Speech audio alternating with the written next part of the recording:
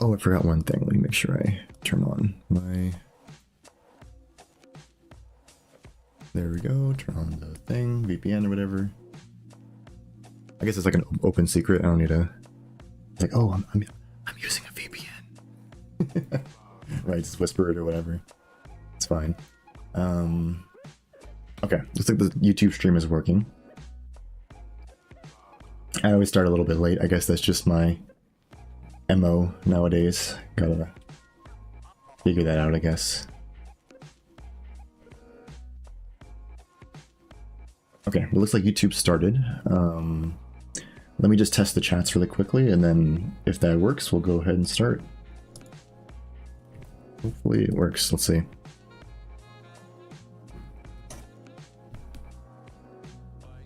Yeah, it seems like YouTube lags a little bit on setting up the chat. Let me try one more time.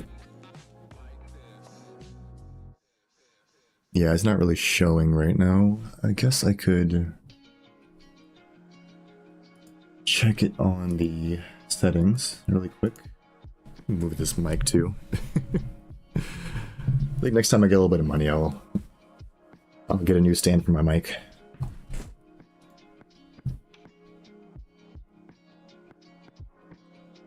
Alright, so let's give me a few more minutes, maybe like three minutes, and we'll go ahead and start.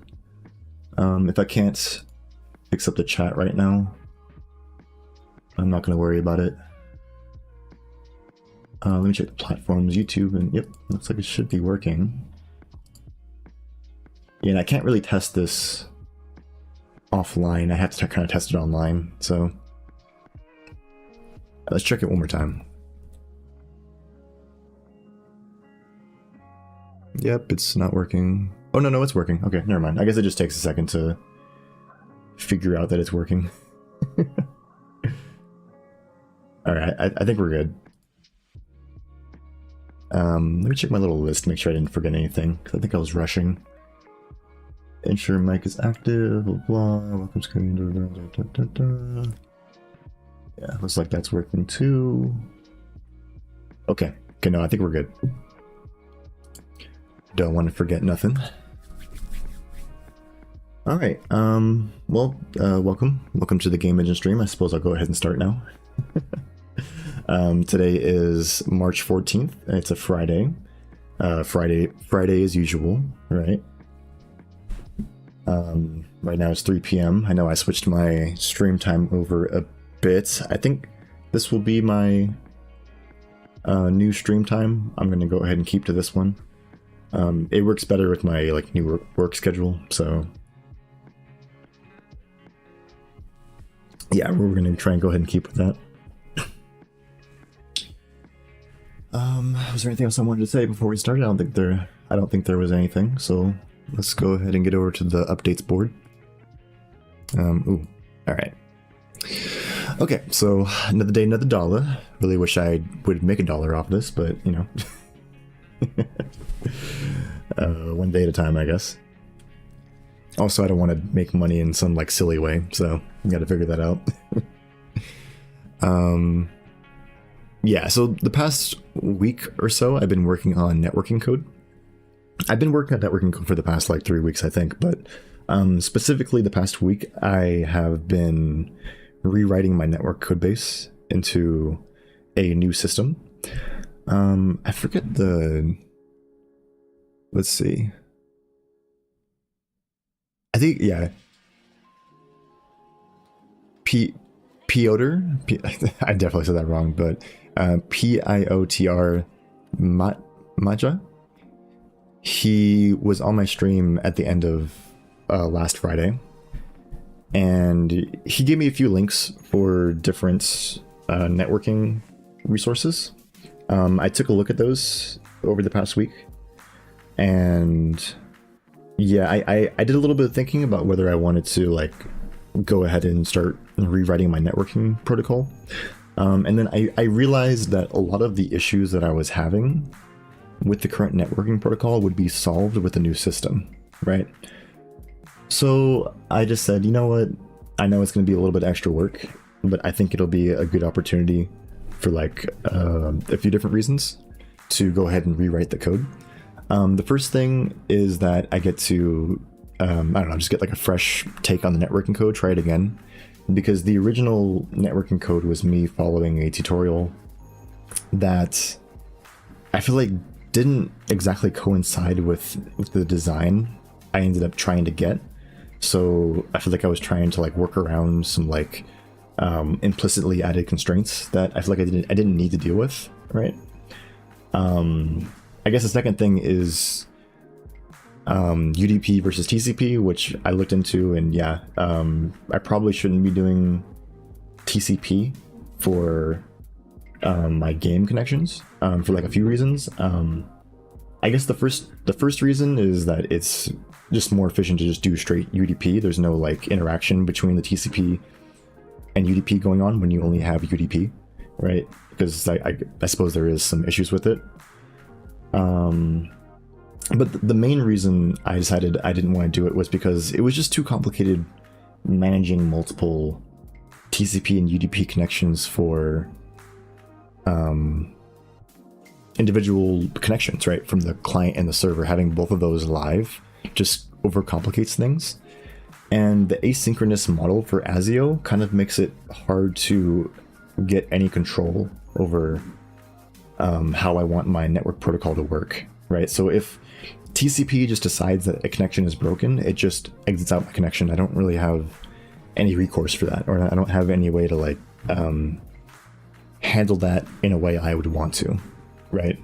So with this new method where I'm building up the connection myself, I can set it up in a way where it does exactly what I want it to do and no more, no less, right? So that was a big benefit. The second thing was that I get the opportunity to fix a lot of the issues that I was having, like I said before with the previous network protocol, right?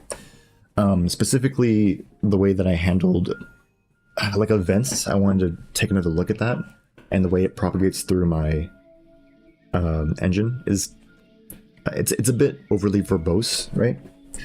I'm hoping as I'm building out this new network protocol, I can kind of figure out a new way of going about that, where it's easier to expand the messages, because I know I'm going to be adding a lot of different messages to the protocol. And one of the key things I wanted from my networking was the ability to really configure it inside of the editor, and the ability to have a lot of different ways of sending and receiving data and handling that data in the scripts, right? And right now, if I were to expand on the current system, it's very messy, right? So this gives me a chance to kind of rewrite it from the top down, I guess, or from the bottom up. Yeah. Yeah, I guess there's probably a bunch of other reasonings. One other one was testing. At the end of the sort of series of articles that Piotr showed me, he kind of, the article writer suggested a few ways of setting up testing, and I haven't had a really good reason to add really verbose testing yet, just because it seemed like too daunting of a task. Right now, the current limit of testing in the engine is that it just makes sure that the engine builds, and then you can do a simple like build up and tear down, right? And a lot of those issues kind of stem from the fact that there's a lot of singletons in the engine, so it's very hard to focus on a single state for things, right? But this new networking code kind of gives me the opportunity to really drill down and test the functionality of the networking code and really make something that I feel like is robust, right? So once I get this testing working for this networking, I can kind of translate that over to when I decide to make a more official release of the engine. I can kind of figure out what I want from it, I suppose, right? Because of course there's so many ways you can go about testing. I don't want to go so verbose that I'm just sitting around testing forever on something that no one ever uses, right? I mean, that's not really helpful for anyone. But at the same token, I don't want to just not test and then it's just utter garbage, right? So we got to find some middle ground, right? Let me just drink some coffee real quick. Ooh. Okay, so that's enough of me rambling on about why I decided to rewrite the networking code. But yeah, I spent some time reading the articles, figuring out what I wanted to do. And the past few days, I had some other things to do in my personal life, and I was able to make some progress towards rewriting the new networking code. So I'll go ahead and show you that. It's not in the engine code base, so I'm not going to be able to show you any commits. But the code base is on GitHub, so I will put a link to it. And then if anyone's curious, they can just go take a look if you want. But the idea behind the code base is I'm going to build it up in its own little section, right? And then once I feel like it's good enough, I'm going to take the code and just translate it into the engine, right? And that's the idea, right? So like I'll translate it over, and then once I make that translation over, the code base will end up just being dead, I suppose, right? But it just lets me focus on that particular code and not worry about integration with everything else while I'm still messing with the structure and everything.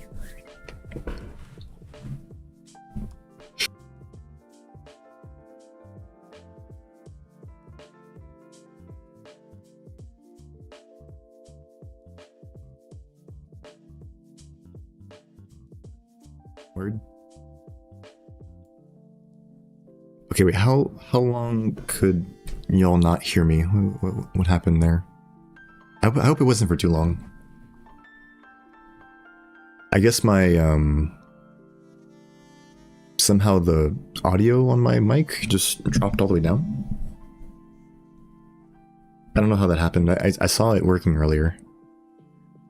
Okay, well, I'm not going to go through everything I just said again. I guess maybe a TLDR for it was just basically I'm writing a new section of codebase, or like a new codebase for my networking code in its own separate GitHub repository. And I'm going to go ahead and show you that right now. And basically, once I feel like that codebase is ready, I'm going to go ahead and translate that into the engine. The code base will end up just being obsolete at that point, and then we'll just be moving forward from there. But I want to be able to write the code in kind of a sandbox environment and have the freedom to mess with the structure a lot. And then once I feel like it's ready, I'll go ahead and move it over, and then we can go ahead and continue with the commits. So there's not going to be any commits I'm going to show really in the description, but if you want to go ahead and see the code base, I'll put the link in the description and we'll kind of go from there. Hopefully this might take me like a few weeks to get set up, but I think it is going to be worth it. So, all right. Again, I don't know how long the mic was off, so I don't know how much I had to explain, but that's kind of the gist of it, I suppose. So let's go ahead and start the stream. All right, so this progress board is kind of old, I guess, at this point. It also doesn't specifically pertain to, like this pertains to this project, right? The engine project, but what I'm working on is in another GitHub repository. So I'm just going to put one item here and just say, write new UDP network.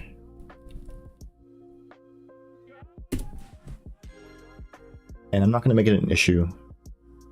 Or maybe I should actually. Yeah, I'll upgrade it to an issue. Sure, why not? Let's see. Description, and then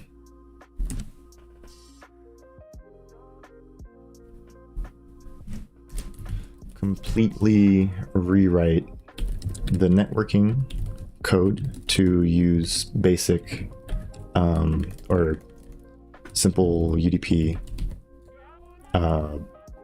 POSIX. What was it called? BSD sockets is what I meant. BSD sockets for right, just yeah, there you go. Suppose there's more to add to that, but I'll just stop it right there. I was in the middle of refactoring the network code, but yeah, I'm going to be rewriting it anyway, so I'm not really worried about it. So I'll go ahead and put this forward. And yeah, this is the new goal.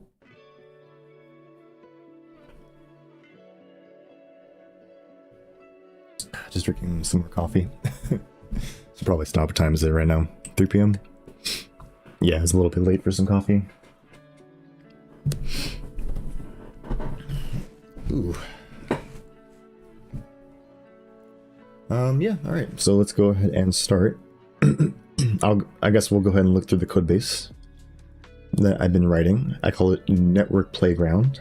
I suppose I can show you the code base on GitHub.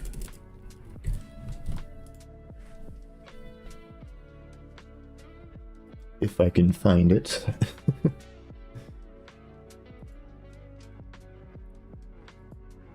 Yeah, the thing is, I don't know what I'm going to do with this code base once I'm done with it. Like, I'm not going to keep maintaining it. Maybe at some point I'll break up the engine into like modules. And at that point, maybe I can make separate projects for it. I don't know. But I'm not really at the point where I'm trying to do that right now. So I don't know. I'll see.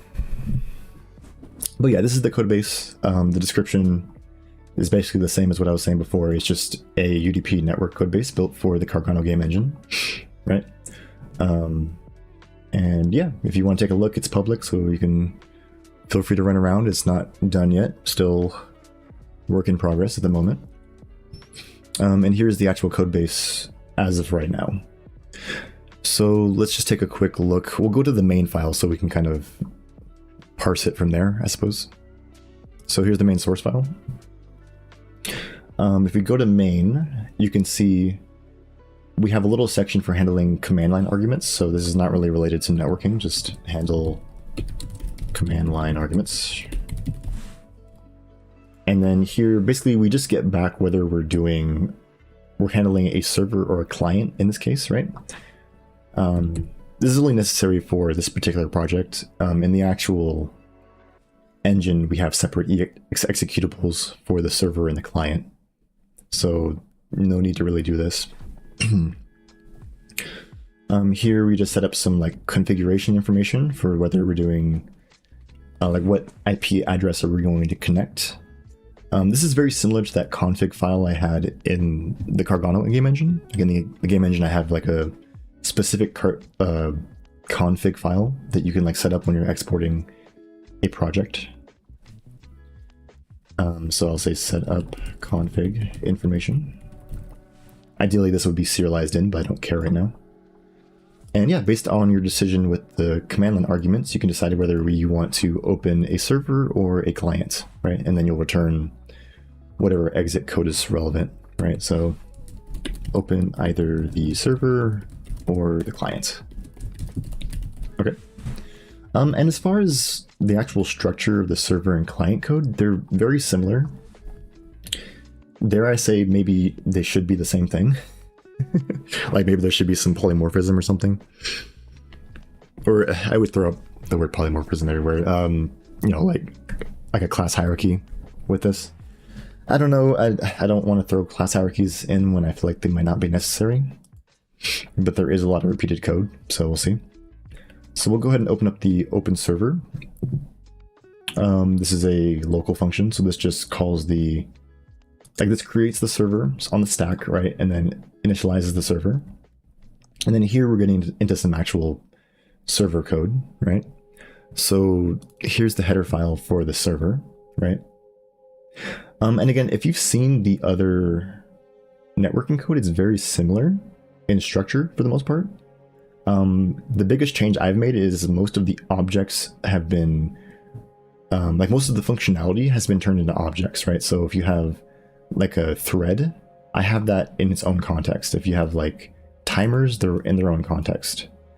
The handling connections is all kind of pre-built into this particular connections map object, right?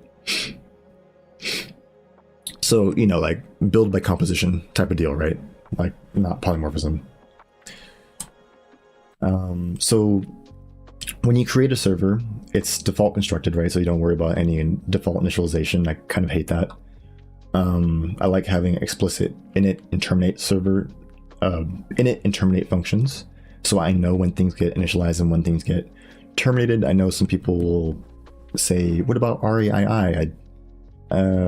I'd prefer this over RAII, but I get the benefits of it if Maybe at some point I could add like a wrapper class that provides RAII or have like an option for that, but this is how I structure it at the moment. I got a notification.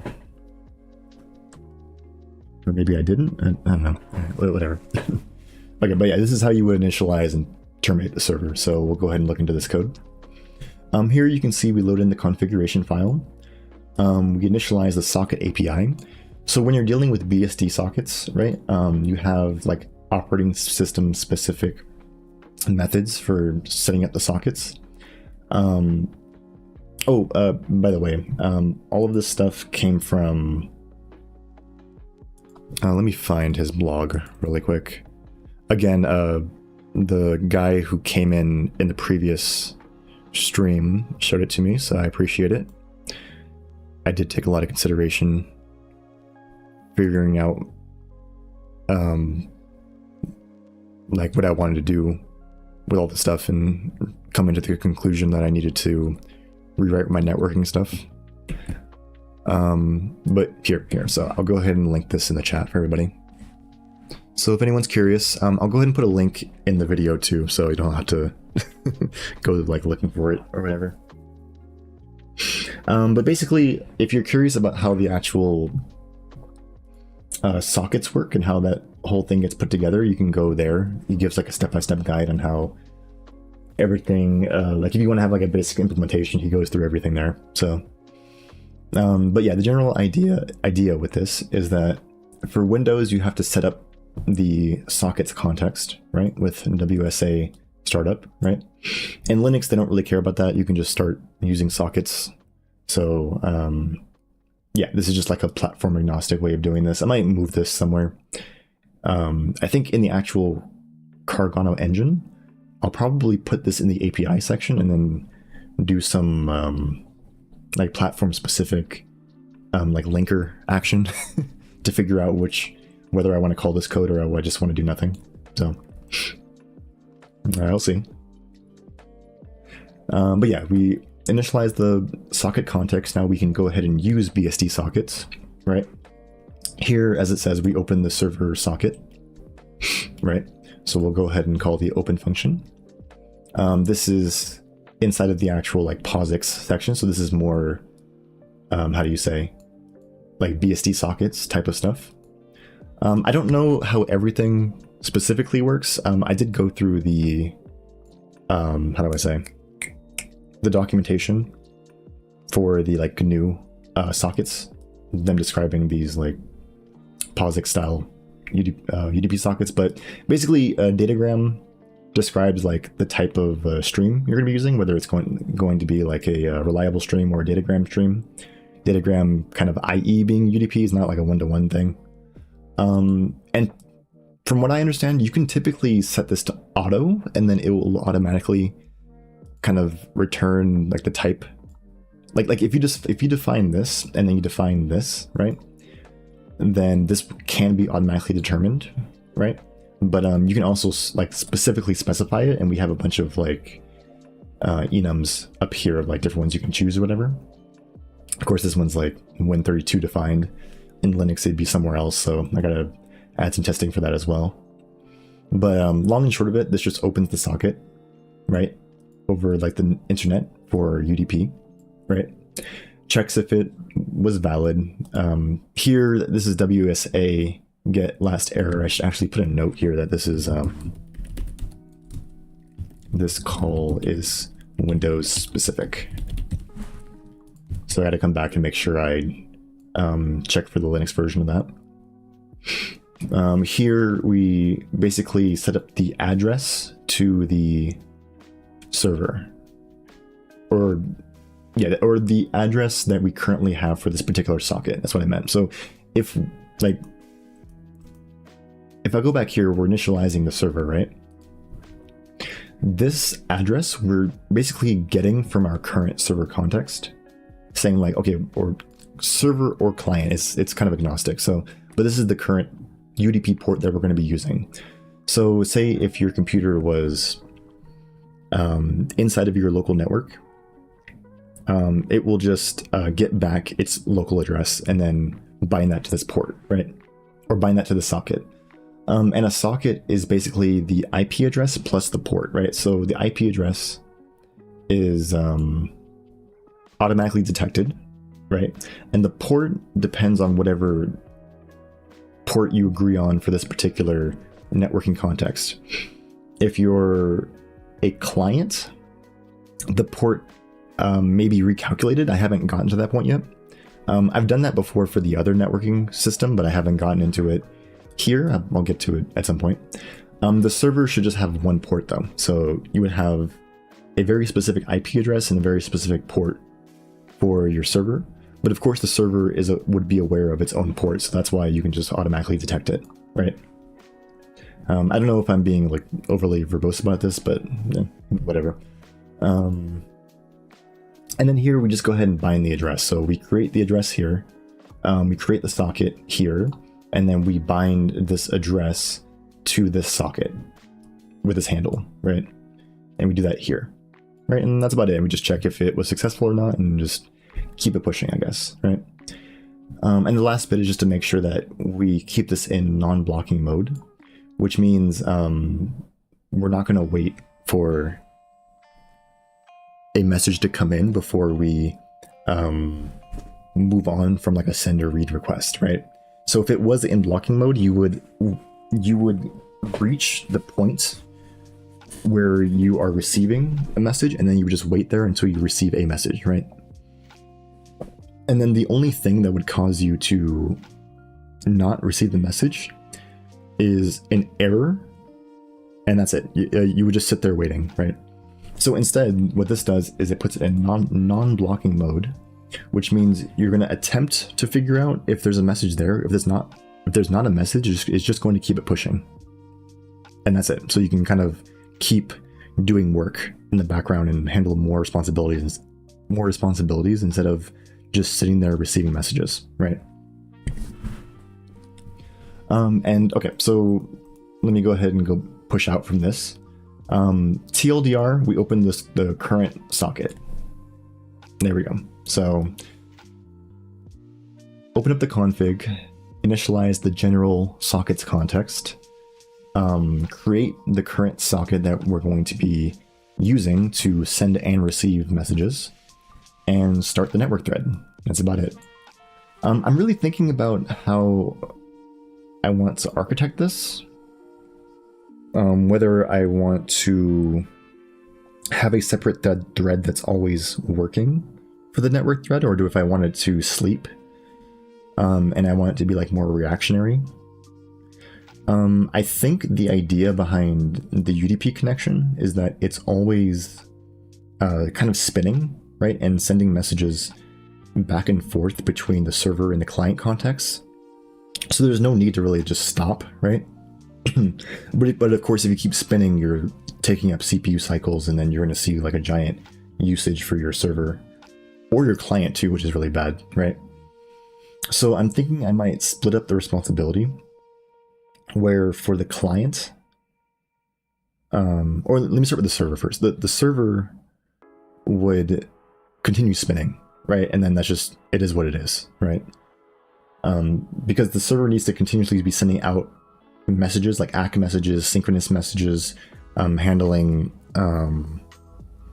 like physics, handling all the things that you would think of when you're doing like a connection between two endpoints, right? You want to keep the connection alive, so you're going to keep sending messages to make sure it stays alive, right? And normally TCP handles that for you, but in my case, I'm handling that myself, so I got to build that connection myself, right? So the server keeps the connection alive. The client is a different story though, because I don't think I want the network. Like if you think of the client, right? The client has its main thread, which is doing all of its rendering, all of the work for the engine separately, right? And then if you have the server thread, its main responsibility is just to send messages and receive messages from the socket, and then handle all of the other administrative work that surrounds that, right? And then if you let the network thread on the client keep spinning, it's going to occupy an entire thread, which is going to be a lot of extra usage for someone who's just trying to play a basic game, right? Which is ridiculous, right? So I'm thinking instead I'll make the client more asynchronous, where it just responds to messages, and then the main thread will just how do I say, let the network thread know when it should send certain messages, right? And then maybe there'll be like an asynchronous connection, right, with either the Windows or Linux context, where it lets the network thread know when a message is received on the socket, so I don't have to continuously be spinning to immediately receive a message, right? And that's how the other network context works for the ASIO version, but I never had to actually build that up myself, so I got to figure out how all of that like operating system specific works, right? So we'll see. I haven't gotten to that point yet, but I've kind of just haven't been spinning that idea in my mind over the past week. I haven't really thought of a great solution yet. All right, but anyways, you start the network thread. These are just a bunch of timers that you start. I'll kind of get into that in a second. The main work here is that we start the thread. Starting the thread just calls like context-specific thread methods, right? So you can take a look at this if you want, but essentially it's just the thread wrapped, all of the thread information wrapped into one class, right? So you can basically just start a thread, stop a thread, run the thread, and then block and resume it if you want to. So that's what all of these mutex and condition variables and this little boolean, that's what this is all for. And of course this is like a atomic. I don't know if it needs to be atomic, I'll see. I mostly just grabbed a lot of this code from the original network system, and that's kind of how I agreed that it should work, but I might reevaluate this later. But yeah, basically you start a thread, you give it like a work function, and basically it just calls this function internally. And it's just saying, okay, we're going to start this thread, and then when we start the thread, we're going to call this function. And presumably once this, or actually, wait, no, I was about to say something wrong. You start the thread, and actually this thread context keeps this running, right? So we start the thread, we call run thread, right, from the work function. Oh, no, wait. We call the run thread in this context, which calls this function, and this function calls the work thread, or the work function, right? So we're continuously spinning and recalling this work function, and the only way to stop the thread is to call stop thread, right? And then this just does a bunch of things to make sure that we're not stepping on our toes with the mutexes and the locks and whatnot.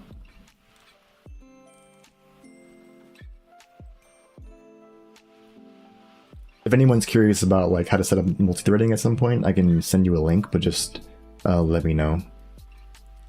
Multi-threading in C++ isn't too bad, but I know there's better ways of getting it done if you want more performance. But yeah, essentially this just starts spinning the network thread, and then the function that gets called every frame is this function. And here's where we get to like the main, like meat. The main meat, you know what I'm saying? Of the server context, right? So this first part I'm going to go ahead and ignore a little bit. This is a lot of like administrative things and sending like synchronous packets. I'll worry about that in a second. Just ignore it. The main thing here is that we're just spinning, and every time we run this function, we're checking if we've received a message, right? Currently, we only read one message. I'm going to change this so that it tries to read like a certain number of messages, and then if it exceeds that maximum amount, it just continues spinning. But as of right now, we just run through this once and then receive a message, and then we just handle that message here based on these enums for the types, right? This is how I handled it originally. I remember Matya originally said he uses like a factory method with just like raw data pointers, and then you just pass the data along and then keep the actual package receive and send code agnostic, right? So you don't have to have these enums. I'll see. I don't love the idea of interfaces everywhere. That's not really how I structure my code normally. I'm usually pretty okay with having code that is a bit more verbose and just be more readable.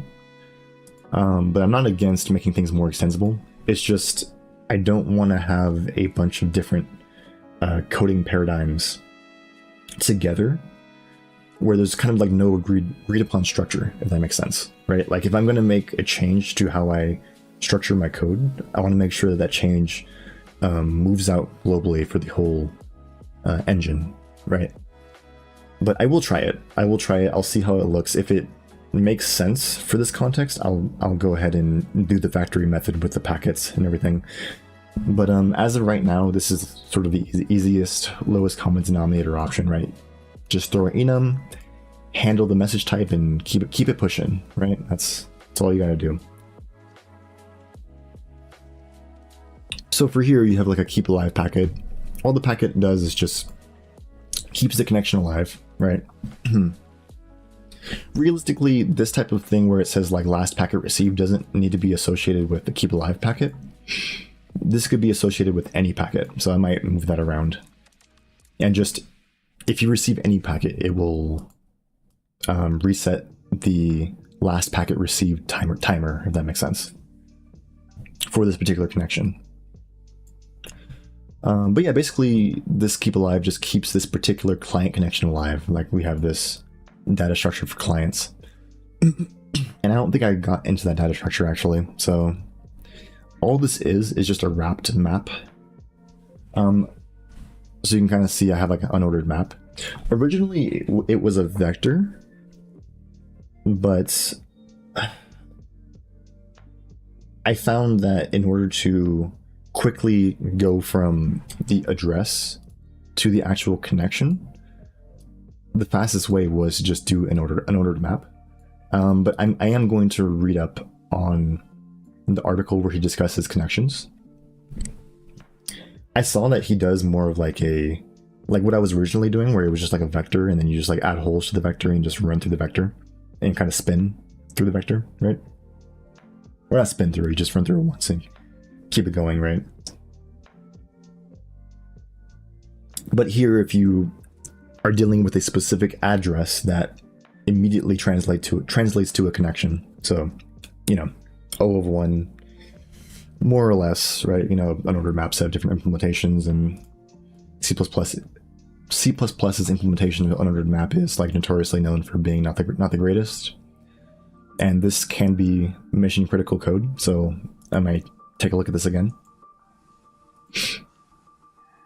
But yeah, you can kind of see we just expose adding a connection, removing a connection, getting a connection, is connection alive, and then if you want to just expose the whole map, which arguably maybe you shouldn't, maybe I'll add some iterators or something, I don't know.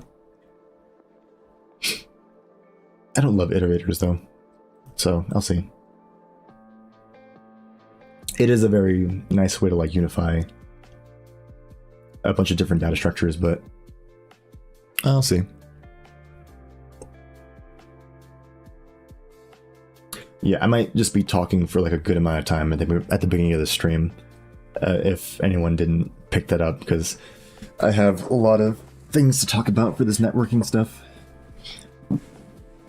since it's a new system. So if anybody wants to see some coding, it might be like 20 minutes or so. Well, we'll see. But yeah, basically just a map of connections. That's all this is, right? And then if you go to an actual connection, connection right now is very simple. I'm going to expand this quite a bit. Right now it's just an address and then just checking the last packet received, right? And the address just translates to an IPv4 address. Might expand to IPv6 or maybe even doing like DNS queries. But as of right now, this is pretty much where my previous networking system stopped anyways, so it should be fine.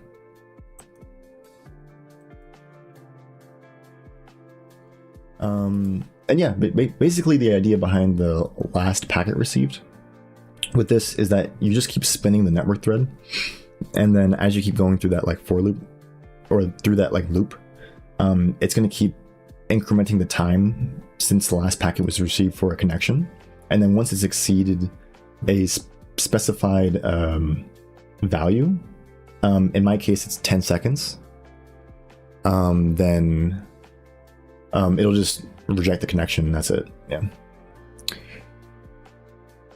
Let's see. I heard a message. I'm trying to see why I don't see it. Oh, here we go. Yeah. Arrays up to, let's say, 1000 elements are better than unordered map. Unordered map is good for large connections, and we mean large. Oh, yeah. Like you're saying the performance of arrays below a certain amount exceeds unordered maps because you can just spin through it real fast, right? I think I've heard about that. That's fair. Yeah. And I'm not expecting the number of connections.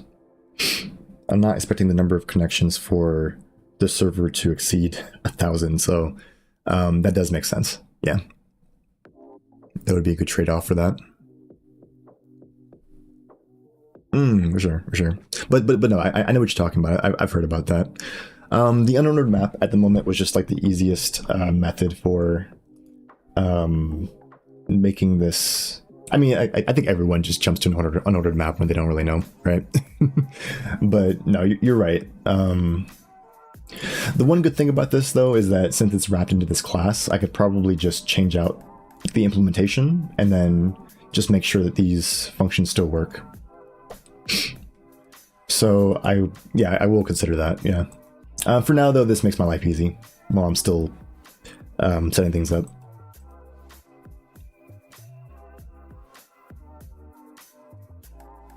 True, it is called map, yeah. It is true, yeah. Yeah, I think originally I did have the array. I just swapped it out because I got lazy. But yeah. Alright, where was I at? So the keep alive and then the connections. So again, this keep alive packet, I'm definitely going to change how I handle this. Currently, it's the only thing that keeps the packets alive. I'm gonna make all of the packets reset the last packet received. Right now, I can kind of show you what I'm dealing with right now. Let's see. Gaffer on games. Okay, so this is the article that I'm at right now. Actually, hold on, I'm gonna get some water. Coffee's getting me.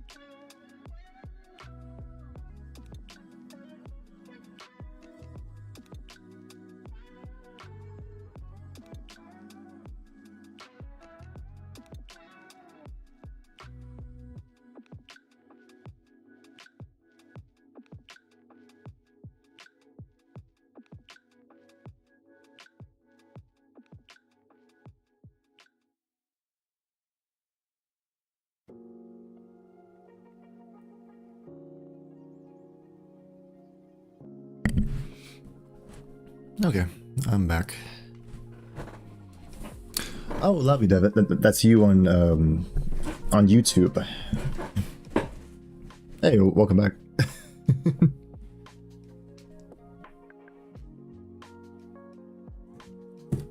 Yeah, okay. No, I got you.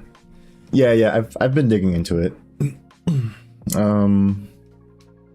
It's been pretty fun. Yeah, I think I had to think about whether it made sense to switch over, but I think I came to the conclusion that a lot of the present issues I was dealing with the networking issue or with the networking code does get solved by rewriting it this way.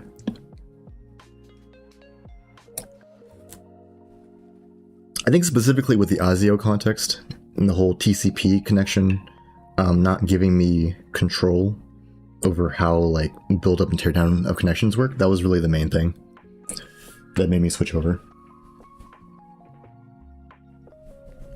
But of course there's a lot of reasons. When I was reading through the articles, it's a good set of articles too.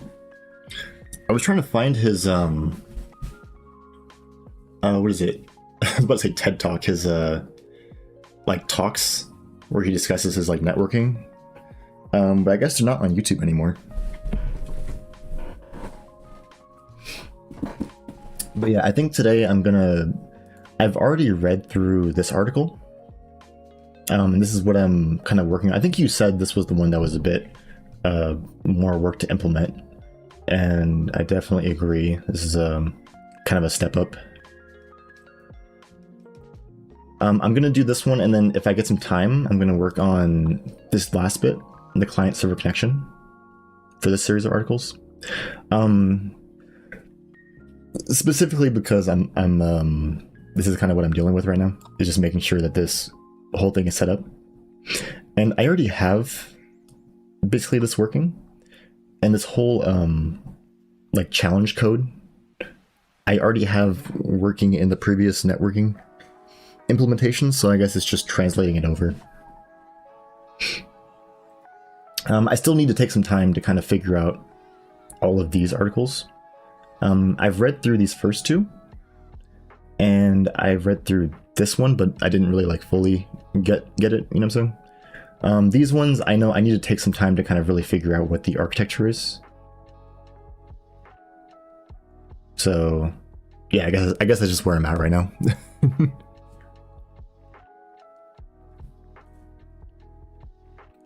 Let's see, but if you want a ready solution, then there's Steam networking library. Yeah, I remember, I think Cherno was the one showing that as well. Yeah, like that. Yeah, that's what I'm dealing with right now, is setting up the ACK. And I think there was one thing, maybe you can enlighten me too about it. Look, but I do want to kind of figure out some method for like setting up sending large blocks of data and fragmentation, and see what he says about it.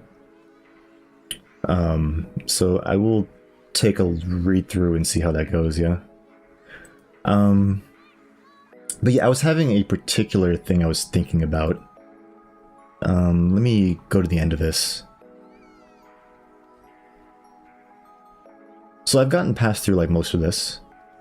The main issue I'm having is with not the round trip time. Where was it again? It was not this bit. Yeah, it was specifically this part. The ACK bit field is scanned, and if bit n is set, then we acknowledge the sequence number packet sequence, if not already ACKed already.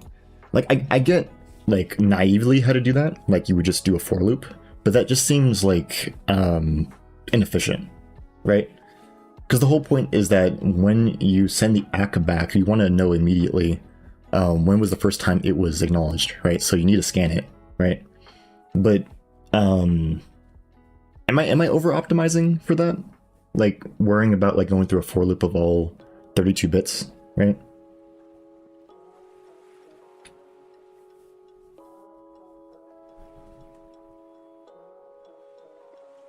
Yeah, no, you're sending the 33 packets all at once, right? But the thing is, right, like, and especially for, if I go down to the measuring the round trip time, it relies on immediately acknowledging when the first ACK is received, right? So, like, of course, you do the whole redundancy thing, right, where you're sending the 33 and you have the bit field, and then you keep sending it back, and then it, I get that whole part, but it's just the fact that we have to scan all 33 bits, right? Like ideally you would like receive the bit field, you do an XOR, and then the XOR would tell you which actual bits have been changed, right? So you would have like, oh, bit 5 and bit 8 have actually just been acknowledged recently, so you want to go ahead and acknowledge those two. How do I extract that in an efficient way? Do I have to loop through all 32 bits every time, to actually extract like the individual bits that were acknowledged at this particular packet? If that makes sense. Yeah, okay, so like that's just what we have to do. There's no like way around it. Everything else I've been like cool with up until this point.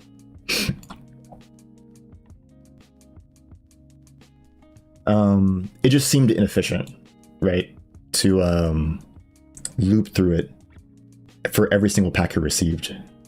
But I guess that's just what you have to do, right? I mean, he said himself that you have to scan it, so.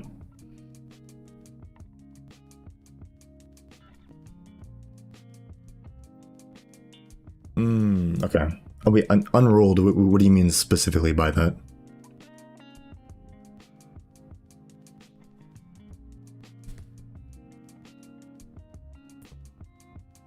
Like, I get that it would optimize it in the compiler, but I don't know. Unrolled, let me see.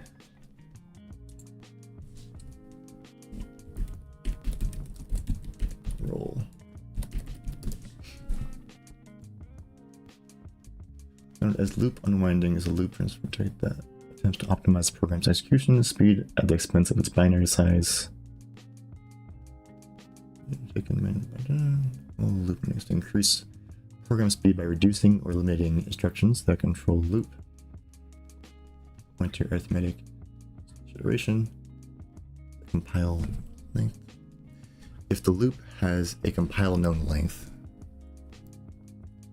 instead of your loop, you have length of the body of the loop.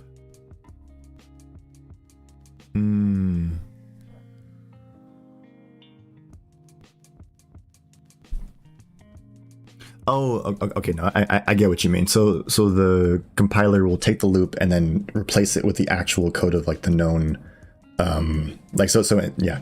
I get what you mean. So, but you still have to check each one regardless, even if it does that like compile time optimization. It still needs to look through everything. That doesn't change. It's just the actual binary is more efficient. Yeah. No, I get you. Oh yeah, and then IO, or like retrieving the actual. Oh yeah. Okay. Yeah, I get that. Faster than IO, right? Like, the actual like running through it would be faster than actually just retrieving some memory. I get that.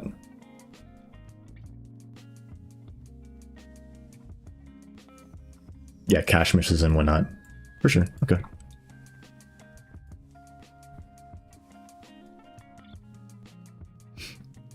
Alright, let's see. Alright, let me go ahead and pick up back where I was. I'm just going to keep going through my network protocol and just kind of describing where it's at right now. So yeah, I remember I saw somewhere in that series of articles he was doing like a factory method for setting up the packets. I'm just doing the naive case of like just doing the enums since I don't have that many packets. But I am going to look through his articles and see if that makes sense for me. I don't love throwing in interfaces until like I'm convinced that it makes sense for my implementation, just to make sure that it matches like my code style, right? I think the worst thing is just to like start throwing in like code styles that aren't part of my code base, and then it's just like an amalgamation of random code styles. But if it makes sense, then I'll go ahead and put it in. And of course, this will expand to like a giant list, so we'll see.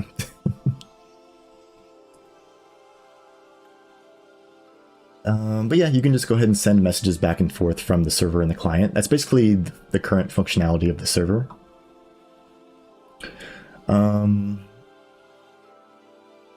What's up with this else? Connection else. Handle new connections. Oh yeah. So we either decide whether if the connection is active, we just handle these things. Otherwise, we just handle connection requests, and that's it. I'll move this into like its own piece of code. This is just for now, I guess.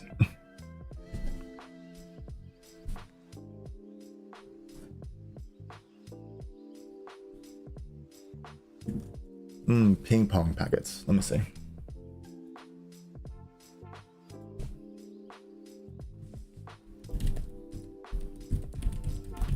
Let's see what that is. Different fields of they are characterized by an alteration.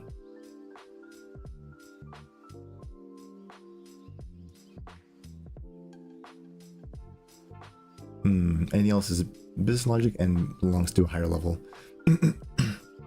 Oh, okay. I get what you mean. So like you want to handle less on the connections. I only handle like a small subset of things on the actual connection side, and then the rest of it would get forwarded up to like whatever you're doing in your actual game or whatever. And then that would be the idea behind having that factory method. And then you just push the data and then send it. And that's the that would be the business logic, right?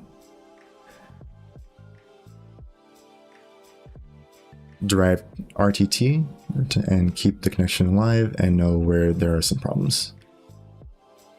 Yeah, let me I just don't know what the actual term ping pong means. I'm trying to like look through. In most database management systems, durable yeah, I saw that one. Disconnected, connecting, and connected inside of the, where is it?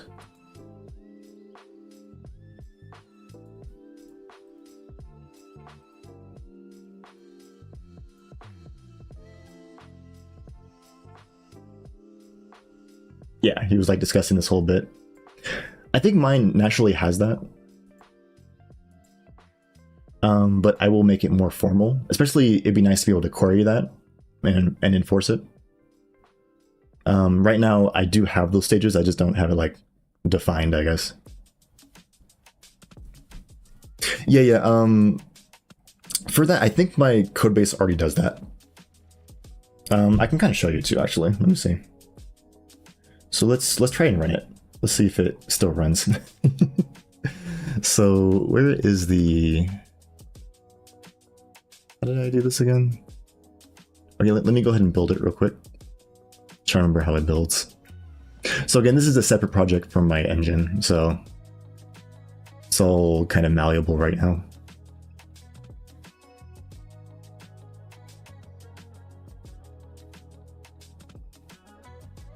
In my actual engine, I have like a separate server and like client exe, so I wouldn't like pass in command line arguments. Yeah, failed to connect to server, yada yada yada, right? Let's see. So let me go to the actual binary and test it out.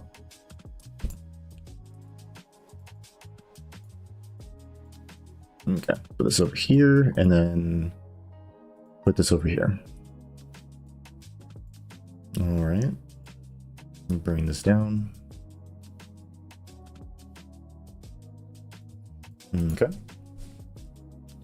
So I think it's ./network. Oh, no. I think it's network playground because I have both of these. Oh, because that was the original name, yeah. Let's go ahead and delete the original name so it doesn't confuse it. Okay. And then I'll specify this one as a server. So this is the server. It's open, so it's accepting connections. And then we'll go ahead and do ./network playground, and then we'll do this as a client. And then currently it just accepts the connection. I am going to go through and add some validation and whatnot, which I did have in the previous network protocol, so just got to re-add it. And currently you can just send messages, so it's just like ASCII strings.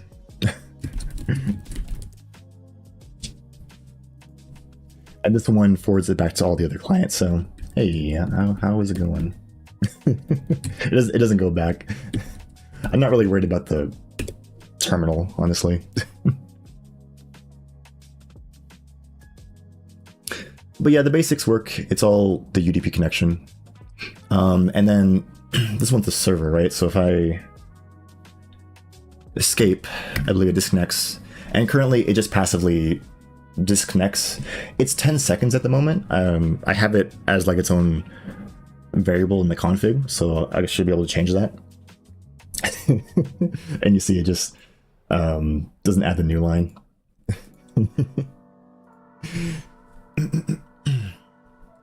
And then I think I can reconnect.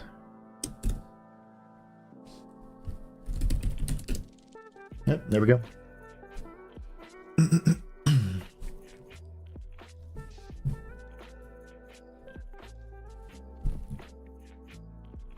Yep, seems like it's working. Once you have this basic low-level system, connection states, ping pong, RTT, keep alive, you should be golden. Yeah, yeah, I still gotta figure out, what is that ping pong thing you're talking about? Let me read this. Ping pong scheme exists in different fields of, they are characterized by an alternation between two entities. I mean, is it literally what I think of, like you send a message and then it just ping pongs the message just back to you? Is that like kind of like a keep alive packet, or is there like a specific use case for it? Let me see networking. Where a client sends a ping packet to a server and the server responds with a pong packet. Oh, okay, yeah, I've implemented that before in my other network protocol. That's how I set up my session connections, is I have ping pong packets. I didn't know it had a name. But I got what you mean. And then keep alive would just be to send it, and then it just gets it, and then that's it, right? It just goes, okay, sure. It's keeping it alive. I think I called those keep alive, so maybe I just misnamed them.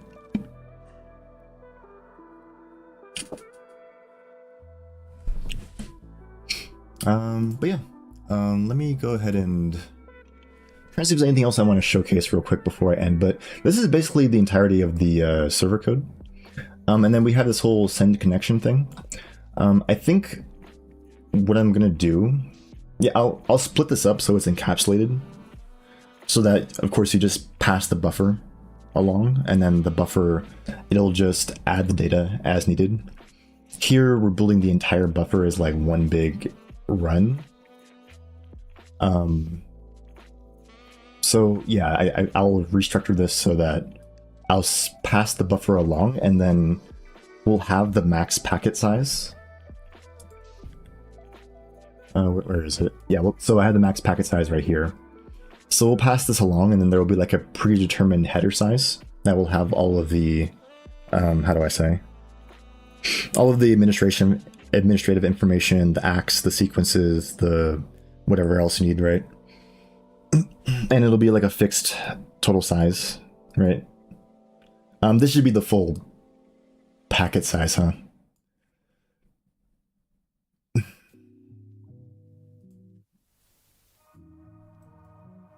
I don't know, this is just code I threw in while I was testing it, but it should probably be like an evenly sized number of bytes, right? For the actual packet size, not just the payload. So I'll change that later. Also, the app ID, I don't think it needs to be a 32 int. I might compress that a bit. Oh, but I changed it to a single byte for the packet type, so it's only 255. I think that makes sense.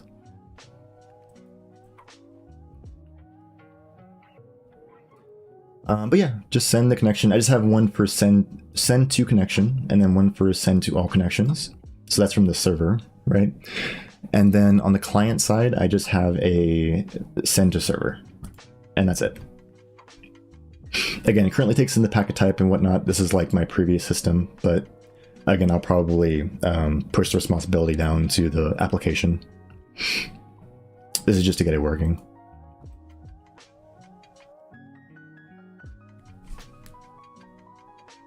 Keep alive is a bit different thing. It's to let the server know, please keep this idle connection even though we send ping pong. I promise I still use it. Okay.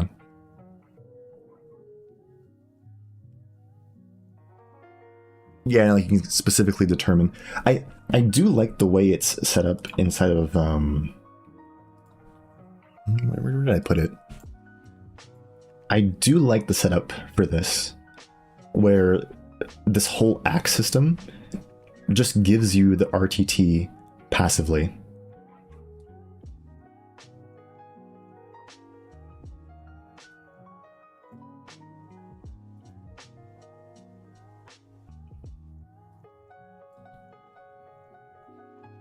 Where like as you do the acts or whatever, as long as you're figuring out what the initial time that you receive the ACK, then it's always kind of giving you like a running RTT for that particular connection. You don't even have to worry about it. So that's really nice. Void pointer for a payload is a thing asking for trouble. You should pass no max packet size buffer and never go past it and refuse to send. Yeah. I agree with that. Yeah. I think the current code is just born out of just like writing it real quick. But I think on the receive side, I think I do that. From what he said inside of when he was telling me about the BSD sockets, I think it was the original one, sending and receiving packets. I think they said that the, like, what was the receive? Where is it? Receiving here. Yeah, this one.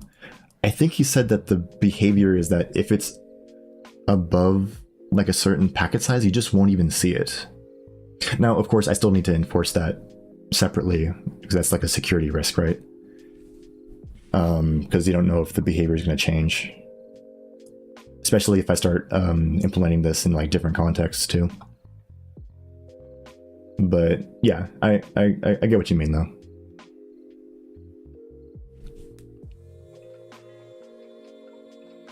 From sockets.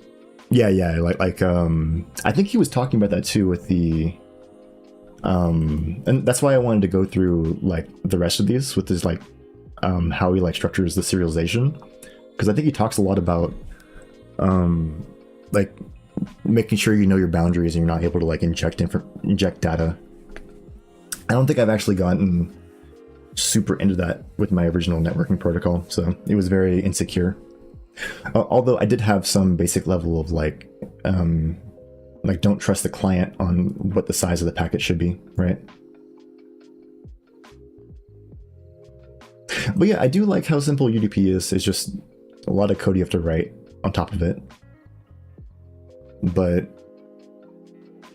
no, it's really nice.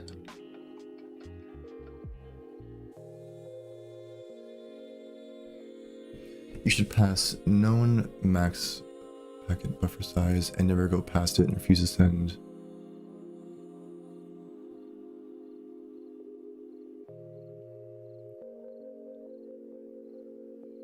Yeah. I think he talks about that in where is it? In the serialization strategies. He has like a thing where he talks about you want to serialize the bits, right? And then specific, like the first one is like you just move over the actual C++ code, which is not great because it's implementation defined. So then you want to add like read and write functions for specific like types or whatever. Was it in this one? I forget if it was this one. Right align. I think this is just the. Where is it? Is writing. I guess it was in this one. It was in Fragment. Or maybe it was the first one. I don't know.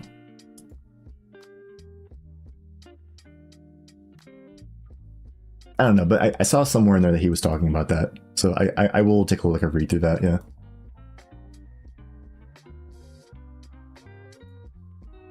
But yeah, making sure you have your own like defined way of like marshalling the data, and then you can't,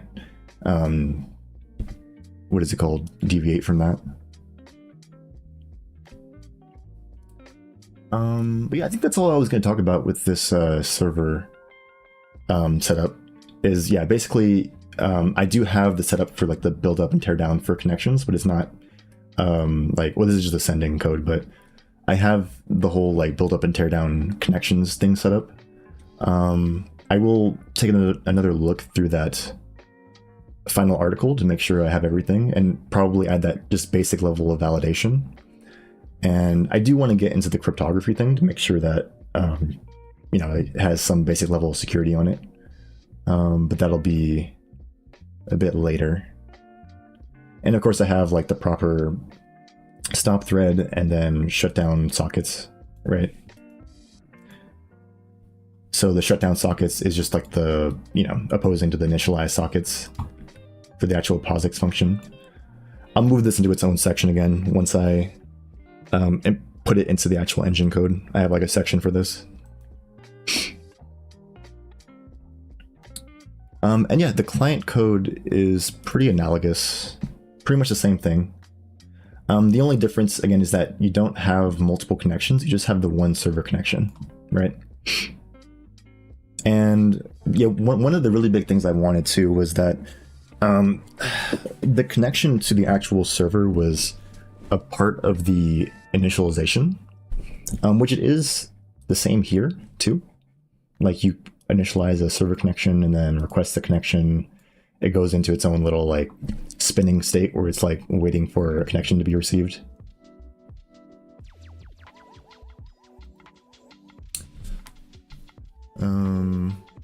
Yeah, and then once you've approved the connection, you just start the network thread as like the actual proper thread this time.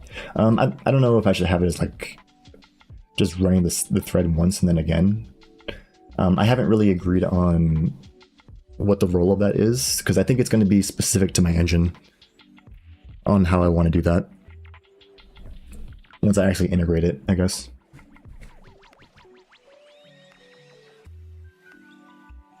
But yeah, still the same init, still the same shutdown. This is just some like temporary code for handling like command line input, which I might integrate into the engine as its own thing at some point. Because it is nice to be able to do little command line stuff. And pretty much the same code, a bunch of enums, I'll figure this out.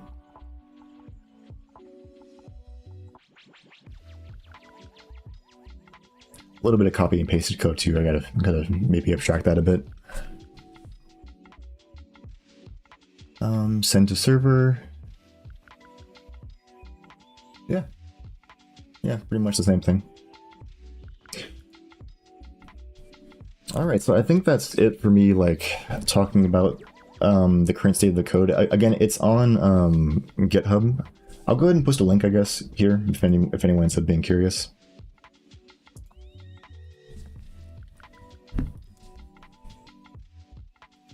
And I will post it in the video.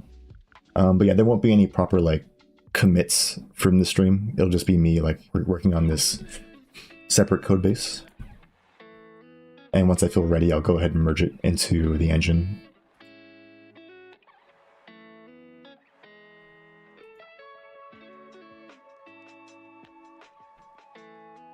But yeah, Lavi Dev, thanks for the recommendation. It's kind of hard to find, like, materials for networking that are, like, or I don't know, I guess you kind of have to dig a little bit. I also do like that these series of articles don't really handhold you too much either. They kind of expect you to build the architecture yourself, and they kind of just give you like tips on what you should go for, like what are the critical pain points and whatnot, or like the issues. So that's pretty nice. Yeah, I also really like that. I don't remember which one, but he had a whole section talking about testing. And I haven't had a chance to really test any of my code in like a very rigorous fashion, because I just didn't know what I wanted that to look like. I do have code for making sure that the compilation works and then that the runtime and teardown work, but there's still a lot of singletons in my engine, so I got to figure out how to clean that up. But since this is a new system and it's very separate, or like it's very new, I guess, I'm building it up, I can try out like a nice testing strategy for this. Where is it? I forget where you put it.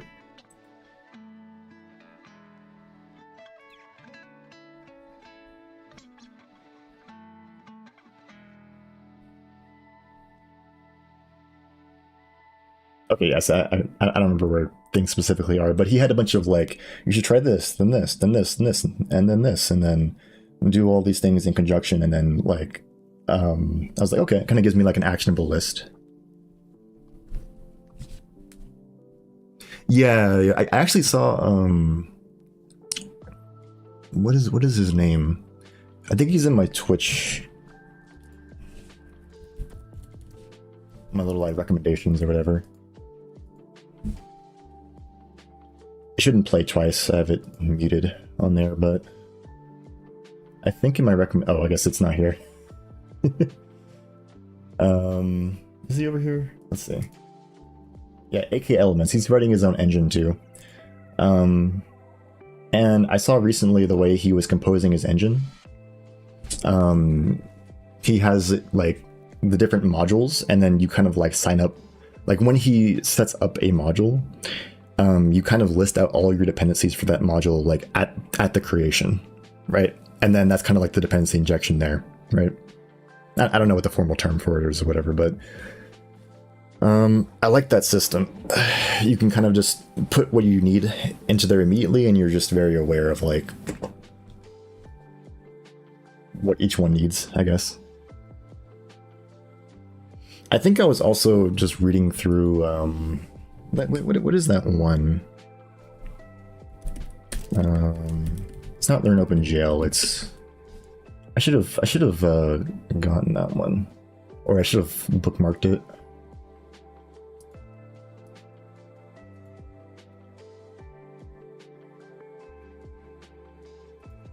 I think it was at the end. Yeah, here it was. Yeah.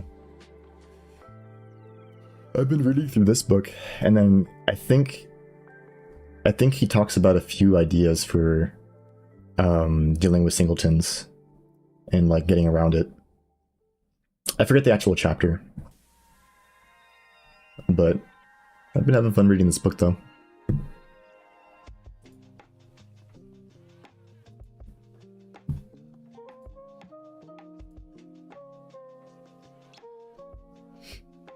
Okay, I think I'm done like talking about the current state. So from now on, I'm going to go ahead and start coding. And again, for today, the goal is to make some progress on that validation step, or I mean on the ACK, right? So setting that up. Let me see if I can go find. I have so many tabs now. Let me clean this up.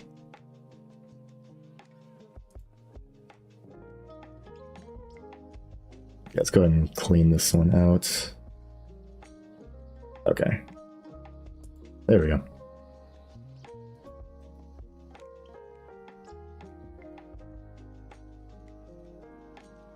I've been working on a UI for like, I don't know how long. It's so tiring, man. Yeah, I hate UI too, dude. Like, so annoying. Necessary evil though, but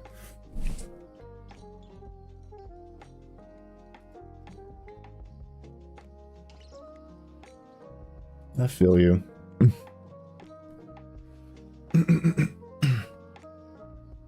Yeah, I think mine is like, also for anyone wondering on the videos, I'm not really like doing like a full, or I don't know, the way I do my streams nowadays, I'm not really, trying to get like a ton of work done on stream. So like if anyone has any questions or just wants to talk or whatever, I'm not really like, oh, I'm gonna get X, Y, and Z done. So, if anyone's watching the video and wondering, I think I was doing that before, and I think it was giving me a headache back then. Let me open up my engine.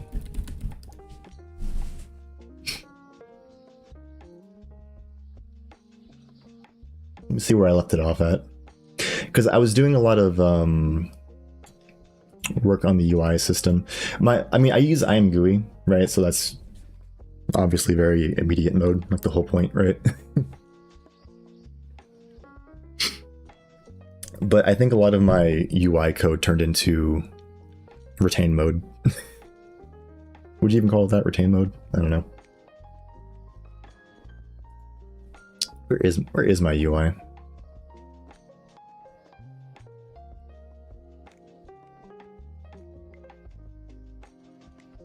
Where did I put it?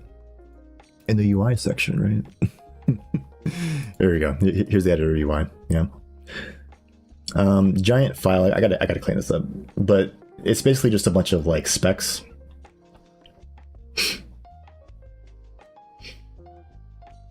Right, and then it's like edit text spec or radio selector spec, and then it just has a method, and then you call that method. And then here's all the IMGUI code that, based on whatever options you provide for that spec, it will render the code out in IMGUI, right? And linting doesn't want to show it. But yeah, I just have like a ton of this code where all the information is just retained in here, and then you just query out the information as needed, I guess, instead of it just directly reflecting the state of the engine, right?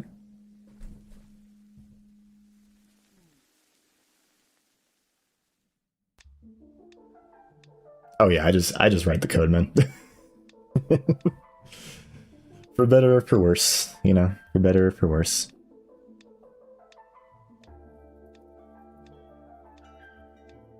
I mean, it's all like a wrapper on top of IMGUI, so it's a lot of like finagling with IMGUI to get it to do the thing that I want. But I guess the one good thing is just like you call the function, it does the thing, and then you exit out, right? That's it.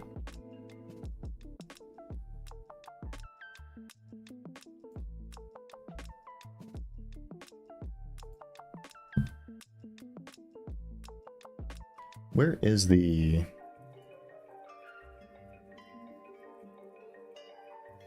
Where's my build? I guess it's gonna take a minute.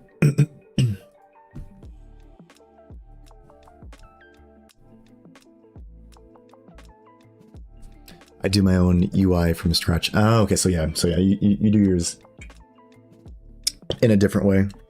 I started off with IMGUI, so I just kept going with it. Oh, for sure, for sure.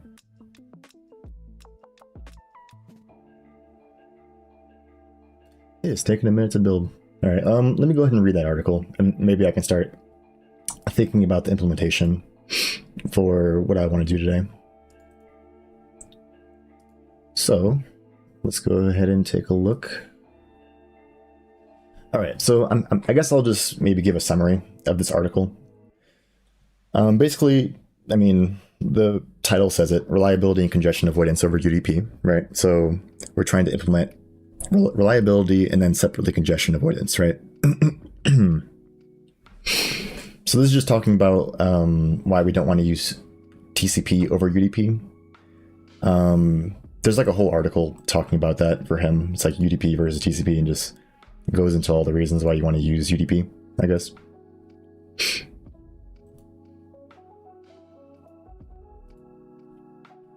But yeah, I mean, I guess the long and short of it is that TCP is sort of like a sliding window, and it requires everything to be handled in the order that it's sent, right? And if something deviates from that, it has to stop and then get the data and then move on, right? So that abrupt like stop and start behavior is fine when you're just trying to send data in like discrete packets to like a web server or something. Usually in that case, the concern isn't really the data getting there in like a real-time fashion, and it's more like the data that's getting there just needs to get there in the correct sequence, in the correct order, right? So you can kind of treat it as like a normal like IO socket inside of the operating system. But for UDP, you have a different concept where, I mean, well, UDP by itself, it just sends the packets, right? It doesn't really care about anything else.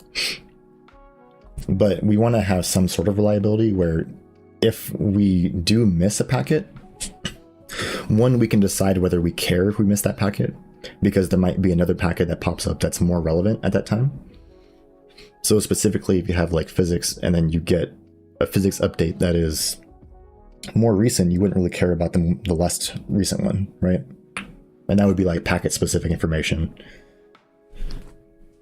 But if you have like a bigger object that you're splitting into like multiple smaller packets, they need to come in all together as one big like structure, right? You can't just have an incomplete object. So you need some sort of reliability for that specific construct, right? So basically this whole article is just trying to make sure that we are able to do that, right? We're able to make sure that if we want something to get passed over reliably and it's supposed to like either come by itself as a packet and we know that it got through, or it's supposed to compose like a bigger structure, we want to make sure that those packets get through in some fashion, right? But the UDP version will just sort of let the packet go that didn't get sent and then just resend it. That's the idea. TCP will block everything, stop, and then resend that packet. And then that's not the behavior you want. It's very slow. Of course, this does kind of give the idea of TCP will give you the idea of a connection so that like you don't have to really think too much about it. UDP, you kind of have to write a little bit more wrapper code around it to get it to work the way you want for reliability. And then the way that you do implement reliability is through sequence numbers or at least this implementation is sequence numbers, right? So what you do is you'll have like packet 0 through like 100. And then you'll go through like the maximum size of whatever the maximum sequence number, right, is. So in my case, I'm going to use a uint 16, which goes from a minimum of 0 to 65,000 something, right? So you're just going to keep incrementing the sequence number from 0, 1, 2, 3, 4, 5, 6, 7, 8, all the way until we get to 65,000. And then once we get to 65,000, we'll go ahead and wrap around to the beginning and then continue, right? And that way we can kind of just immediately know which packet is ahead of what other packet. It's in the sequence number, right? Which one got sent first, which one gets sent last, right? Okay, and then basically that sequence number gets passed along inside of the packet. So we send the packet. This is the protocol idea. This is just identifying the program that you're working with. And then the sequence number is like identifying this particular packet in order relative to the other packets. Oh, yo, Lavi, how's it going? Yeah, I'm just kind of talking through the article and then go ahead and start writing it. So, yeah, so that's a sequence number. Oh yeah, if your sequence number is like 32 bits, right? What was it? It was like 2 years if it's, yeah. Do you think it's worth it to have the 32-bit versus the 16-bit and not worry about the wraparound? Because then you don't have to worry about the where is it? That whole function.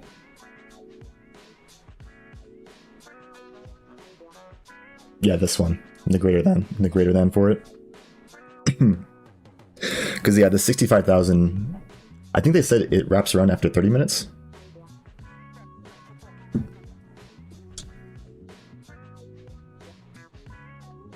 Right, right. Well, you still would want to handle the edge case, right? And then of course it's like, does the memory, like, would I worry about the whole memory situation, or not memory, the bandwidth situation of like it being 16 versus 32 bits? Does it matter? I think I might go with the 16 bits for now. I mean, I just need to make sure that I implement this function. It's a little bit more CPU overhead, but I'll change it over if I need to.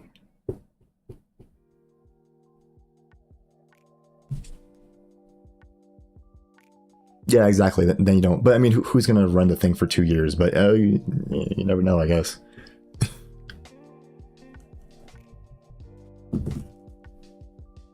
It depends on the game, right? I mean, I could also add an option where maybe you can choose that, whether you want to do one or the other for the actual like runtime application. Like you can have an option where you can switch between either it being 16-bit or 32-bit. But yeah, I'll just do this one for now. And then if it's really a problem, I'll do something else. Doesn't seem like a crazy hill to die on, to be honest. Okay, but anyways, we have the sequence numbers, and then we have the ACKs. So the ACKs are just meant to acknowledge that if a packet was sent, was it actually received by the other side of the connection, right? And then from my understanding from this reliable ACKs section, right, is that he gives you like a very, or maybe it's not this one, it's this one, is he gives like a very basic implementation where it assumes that you're only sending one packet and receiving one packet, right? So if you send one packet that has the current sequence number, it reaches the remote connection, and then we send one packet back, right? And then that one will contain the ACK from that original sent message, right? And when that ACK is received, we confirm, oh, okay, yeah, that number was, like, we got the message and we can move on, right?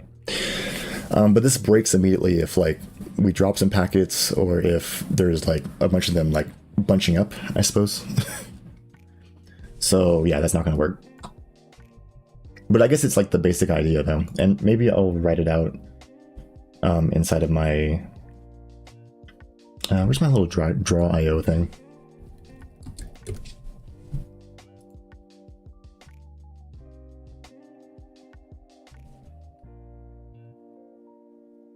See if I open it up.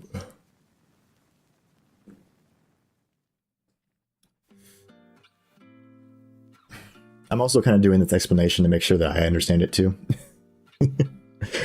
I think I have a grasp on it, but I want to make sure I know how it's going to translate the code.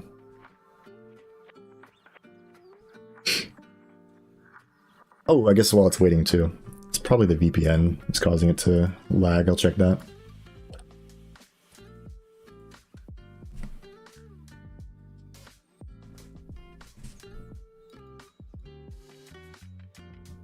There we go. So yeah, this is the engine.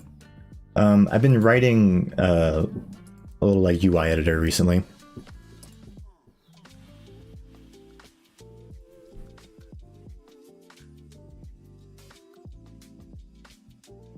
Ooh. Ooh. Dang. Pop my jaw. Holy. But yeah, I got a bunch of different widgets working for this thing. So you can add like text widgets, button widgets, image widgets, containers, a little scroll bar, and then like a drop down. So that's kind of the extent of my current UI system. And that's all I'm going to need for Pong, really. I'll add some more later as I need them.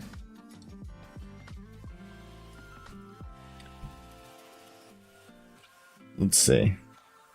But yeah, UI is such a pain, man. Like, it feels like you put so much work into it, and it's like, I don't know. I guess it's just kind of boring. So yeah, I was very happy once I finished that. Networking is fun. So.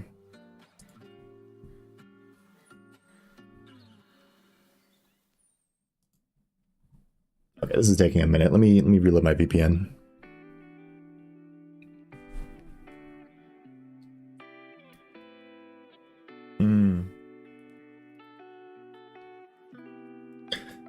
Just first one, yeah. And then I feel like the code kind of naturally turns into like, I mean, you have to manage it very well. Because there's just so many things you got to think about with UI. It's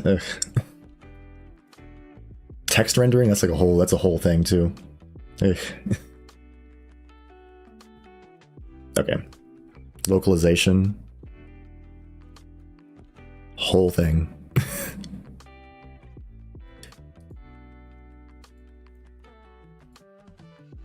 I'm just resetting my VPN right now. Let me see. Let me switch to another one. Okay, let's see if it'll work this time. Okay, there we go.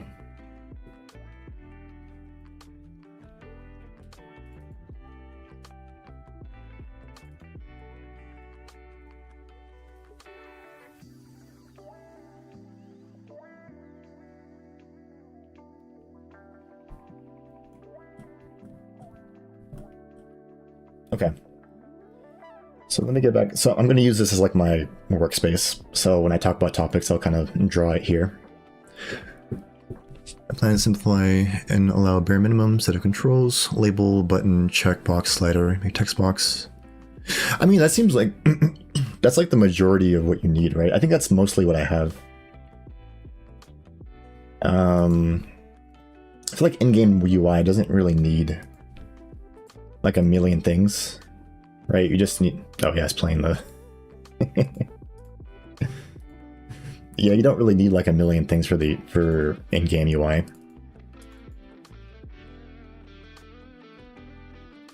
I think the biggest headache for me was actually the text boxes. I guess the containers too. The containers I had to like rewrite some stuff, but I might add a grid layout too for the containers. Yeah, like a horizontal. I change these initial sizes too.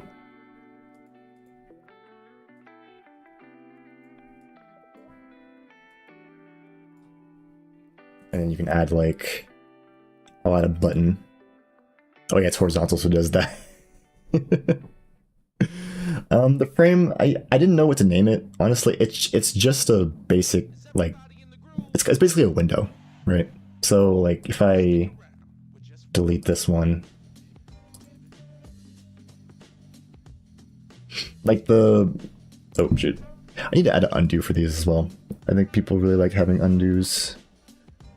Gotta add that slowly though. A little memento thing. Let's get this though. There we go. Let's resize it.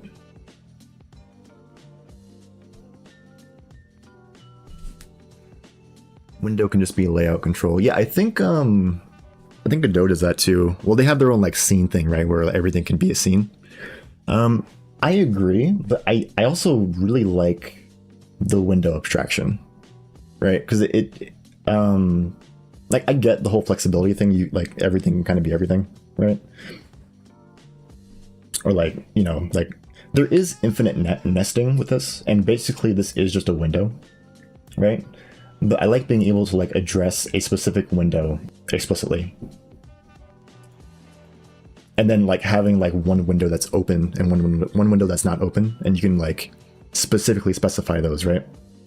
I think when I add the UI into the actual like game world or whatever, I'm gonna make it more free, where like you wouldn't really have a window, you just have the frames and whatnot. Yeah, like I think it just made sense from like a it being a orthographic like in your face UI is that it would have windows. I think that was my like train of thought for that. And I was actually going to remove it, but I was like, you know what? I kind of like it. But yeah, definitely once I add it into the actual in-game, like where you could have like UI just, was it diagrammatically or what is the term for that? I forget. But you can just have it in the world. It's going to be more loose.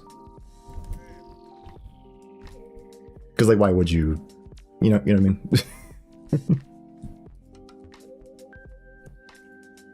But yeah, that's pretty much, I guess that was like the most recent system I worked on.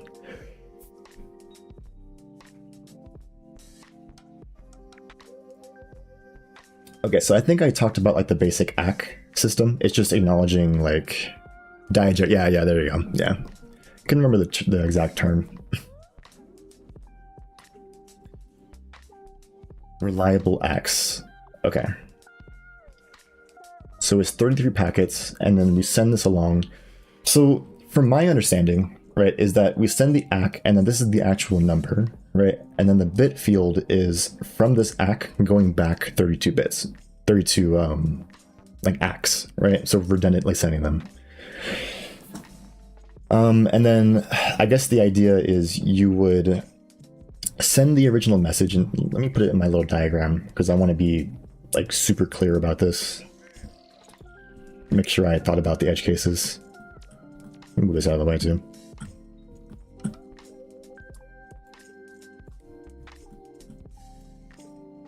Okay, so we'll have a client here.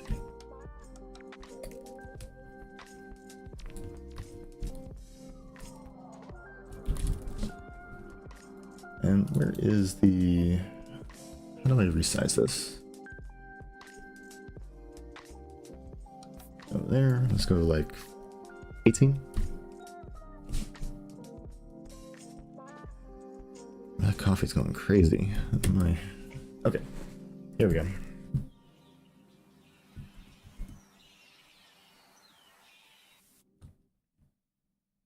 Okay, I'm just gonna assume we're starting from the perspective of the client. I know it doesn't really matter. I'll just go ahead and choose. So, yeah, we have the client, and then, yeah, this is like kind of like my current data structure for it. I don't know. I want to put it in its own like struct, you know, composition, right? And yeah, you have the m last sent sequence and m last received sequence, right? I'm still thinking about the structure of this. That's why I'm kind of making this little thing right here to see how it moves back and forth, right? But yeah, so like this would locally be last sent would locally be incremented, right? So I might label this as a packet. We're gonna go with like 42. Let's make this bigger. Let's copy and paste it. 18.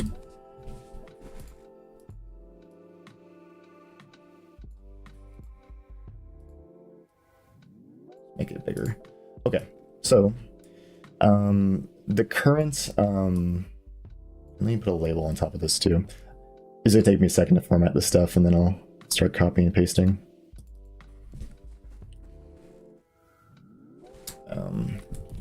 Current sequence.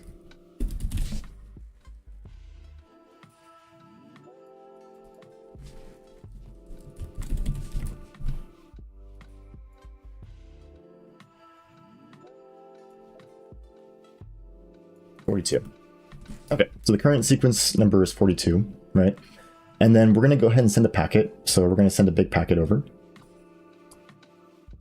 And then we're going to go ahead and take this and put it right here.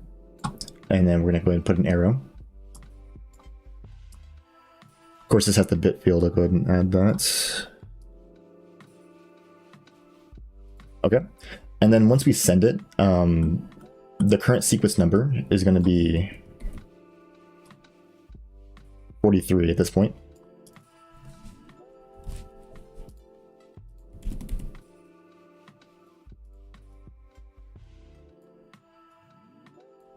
Okay. So we're going to send it to the server. This packet is way too big.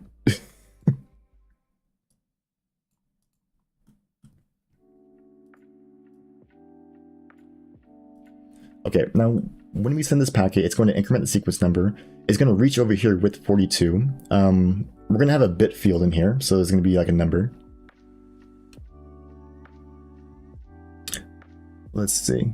Yeah, I mean, this is basically going to be like a sequence diagram, right? I'm just not getting like super strict with it. I just want to explain it.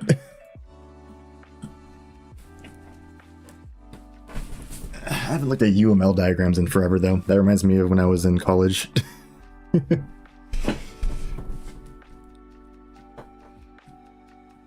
Okay, so we're going to send it, right?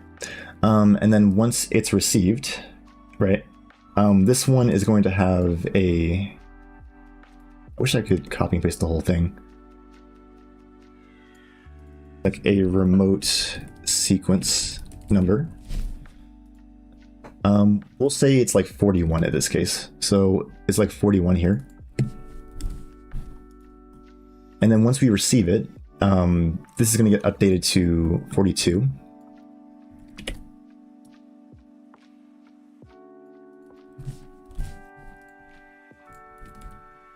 I wish I could copy paste the whole thing. It's kind of annoying. And let's bring this down to like this size. Okay, so the packet gets sent over from the client to the server. The remote sequence number gets updated, right? And then once we send a packet back from the server to the client, it's going to have this as the, what is it called? As the ACK, right?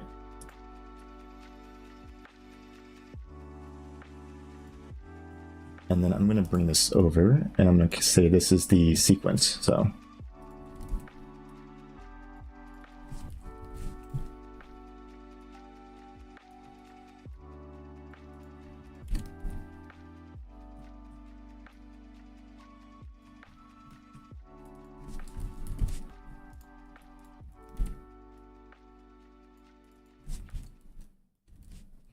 we're not going to worry about the sequence on this side. Just send it back.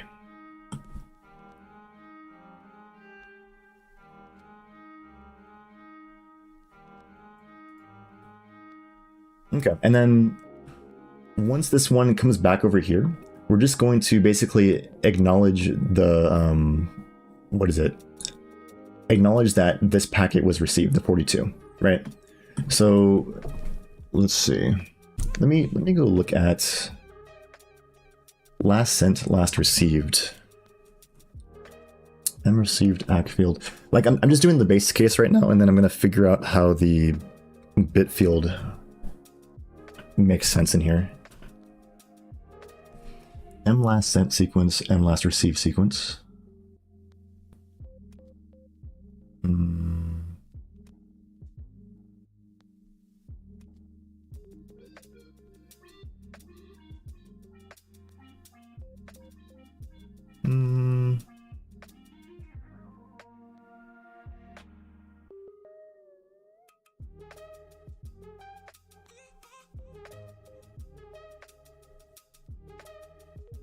Okay. No, I think I understand. Okay. So basically this whole setup is the basic, like, sending the sequence over, the remote sequence number gets updated, and then we send the ACK back, and then this one just acknowledges that this number has been acknowledged, or this packet has been sent, right? Packet 42 was sent with a sequence number. Remote sequence number is updated, and the next time we send a message, we're going to send the ACK of 42 back over to the original sender, right? And this model only makes sense in the situation where, how do you say? We're only sending one packet back and forth, and it's happening sequentially. But the moment that doesn't happen, this breaks down. And I think I was trying to retrofit this logic into this to make it make sense. But yeah, it immediately breaks down the moment you have like any clumping or things not being sent. So I got to figure out how the bit field makes sense, because once you have the bit field, what you're going to do is you're going to send over the sequence number, and it's going to be updating like local bit fields on the client and the server, right? And then you're going to send back the ACK, but also with all of the previous state on whether the messages have been received or not. and that's going to get sent over. And then here we're going to have a local sort of bit field that's going to check.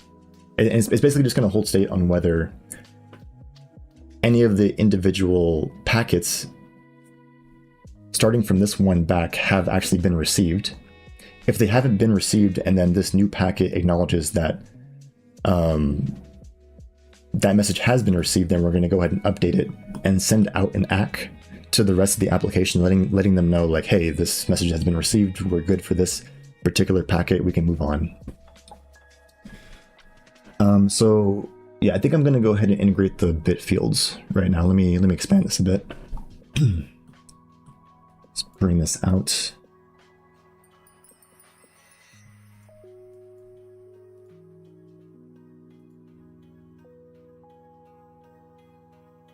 I might take a second to think about this as well, so.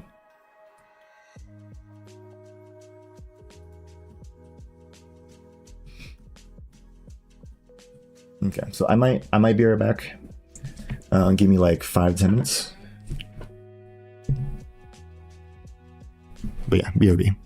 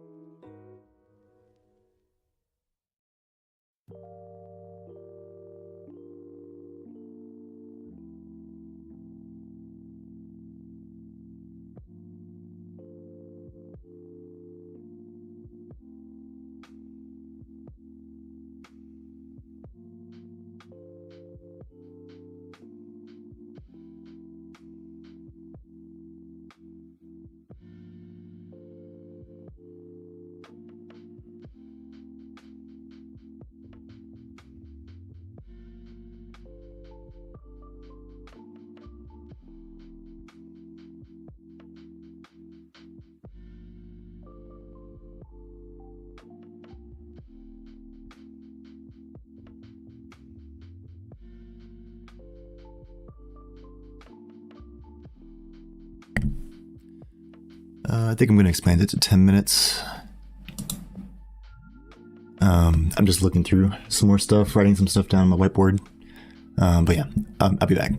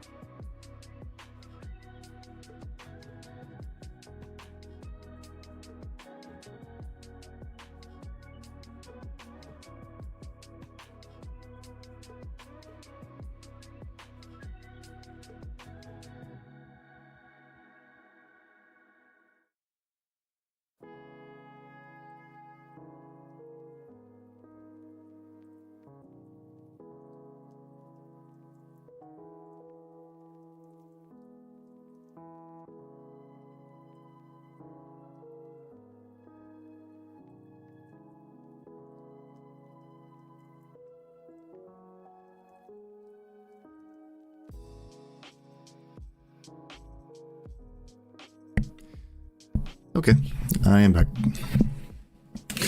I think I have devised the algorithm, but definitely going to be some edge cases that I'll have to deal with. But let's see if I can get the general idea out there, right? So again, this we'll go ahead and put a little category. We'll say this is the simple ACK, right? Make this bigger, and then I have to move this back. It's my monitor, so I can see the pixels. There we go. All right, let's make this a lot bigger. We'll say 80. Oh, whoa there. Okay, so this is simple ACK, right? Oh, one more. Let's just go ahead and section this whole thing off, I guess. And then send to back. There we go. All right. And now we're going to take this, copy it, paste it. Okay, it's going to be a lot bigger though, a lot bigger. And then this is going to be the ACK with Bitfield, right?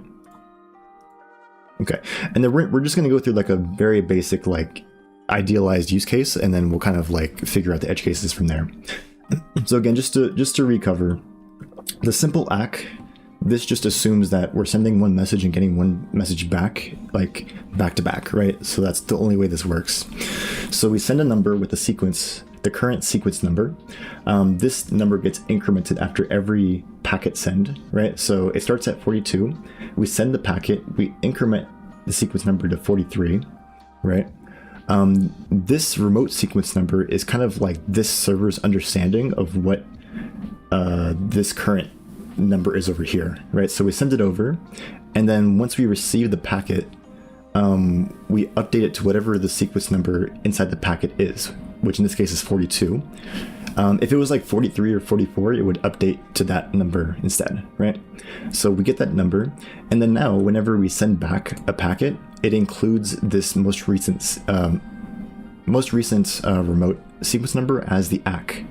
That gets sent back, and then there's some mechanism over here where we just go, oh wait, we were waiting for this one, 42.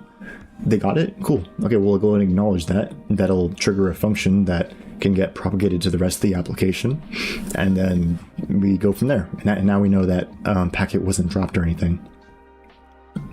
All right, so let's try it with the Bitfield instead. So again, this one's gonna be a little bit more complicated. I'm gonna actually size this out a bit. Probably like this much actually. Okay. And we're gonna take this and this and kind of just put it into its own lane, I guess. Because I want to be very clear of what's happening to every variable. Okay. And we'll move the client back a bit. Sure. And then this is like a packet. So we'll move this back. I guess maybe right here.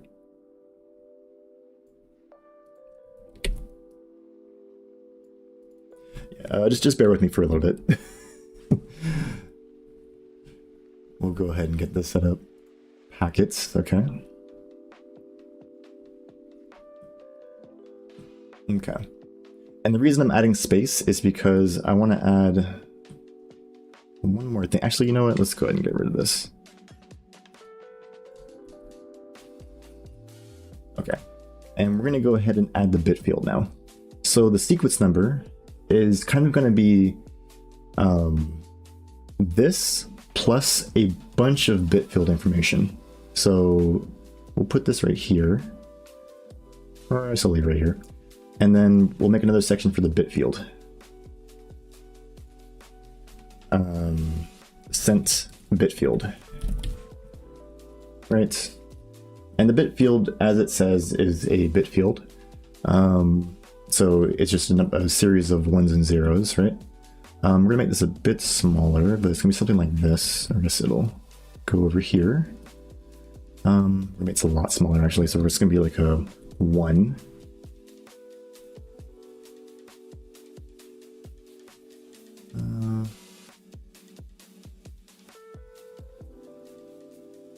Okay.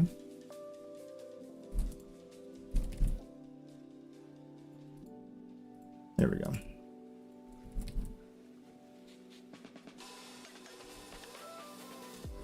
Working with these, men. Let's see.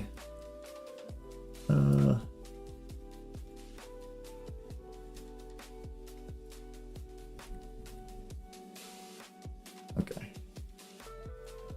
There we go. All right, and we'll make this one 0. Okay, so the idea is, right, that the current sequence number is 42 in this case. Whenever we send a packet, of course, we're going to pack the sequence number into the packet and send it. And then we're going to go and increment the sequence number, right? Maybe I'll put a little like plus right here. I don't know. But anyways, we'll increment it and it goes to 43, right? Yeah, I'm trying to wonder, am I sending the bit field along with it? In this case, okay, we will be sending a bit field, but it's not going to be relevant to this workflow. So for all intents and purposes, we're just sending this number, the 42, right? Again, it will have the bit field, but no, we're not looking at that right now.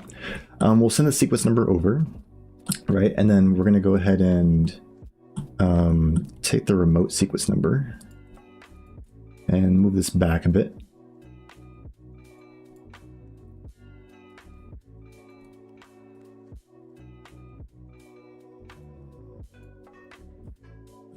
Okay, and add this plus, I guess.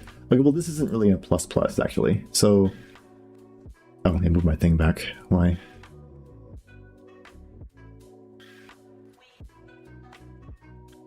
Sure, I guess. Yeah.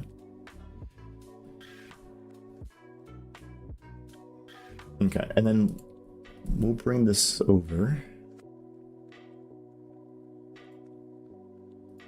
And bring this over.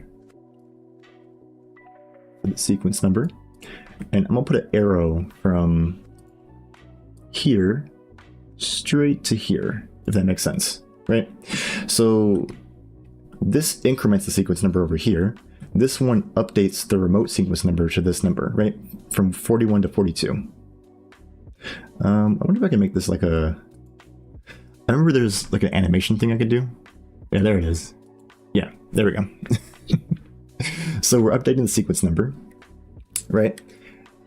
But there's actually a little bit more complexity to this now. So we're also going to be storing a bit field. And actually, let me just expand this out a bit more. Okay. All right.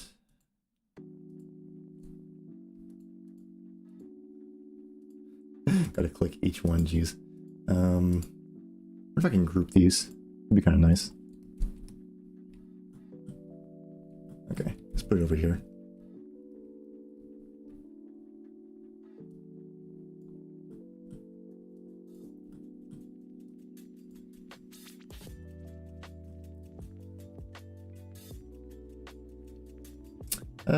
Wait, why is it like that?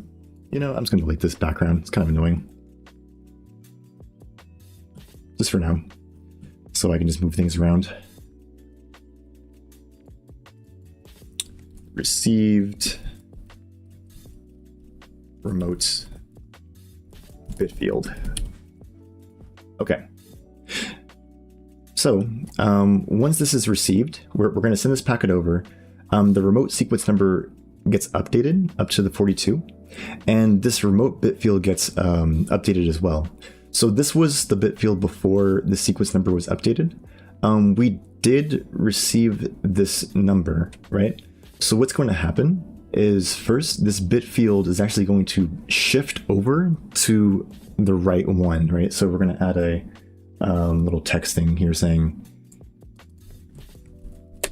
bit shift this way. Let's make this a bit bigger.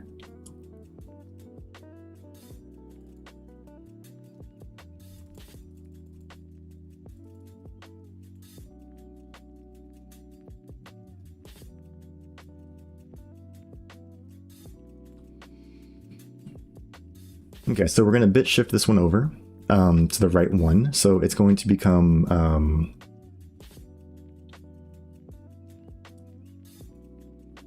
fucking. Is it really not letting me? Okay, there we go. Bring this over.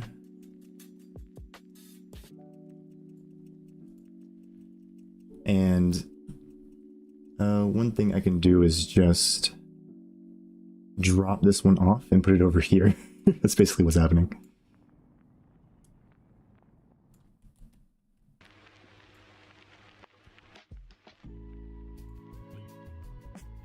Okay, and then this one, how do I say? This one, wait, let me make sure it makes sense. Into 0.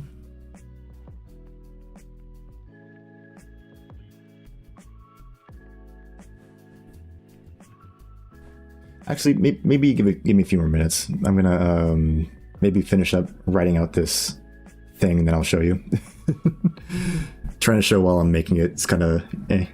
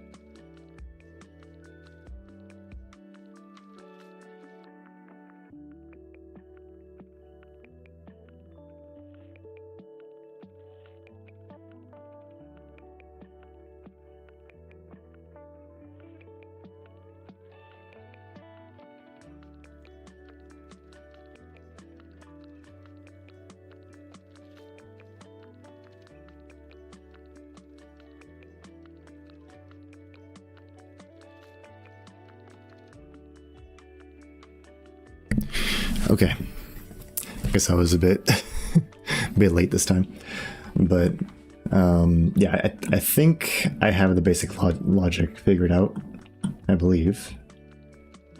So yeah, let me go ahead and like take you guys through it, I suppose.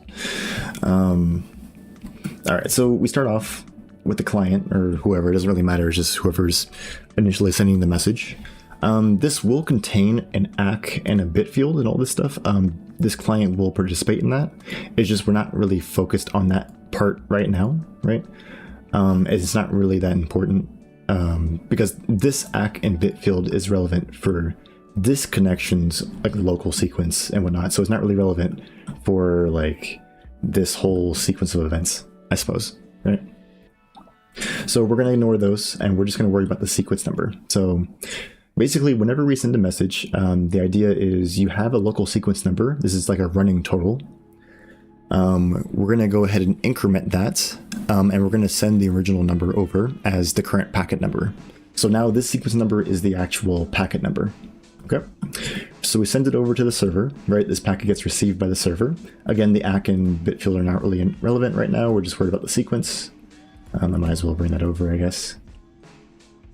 There we go. Okay, and then a few things happen. So I haven't worried about the bit field yet,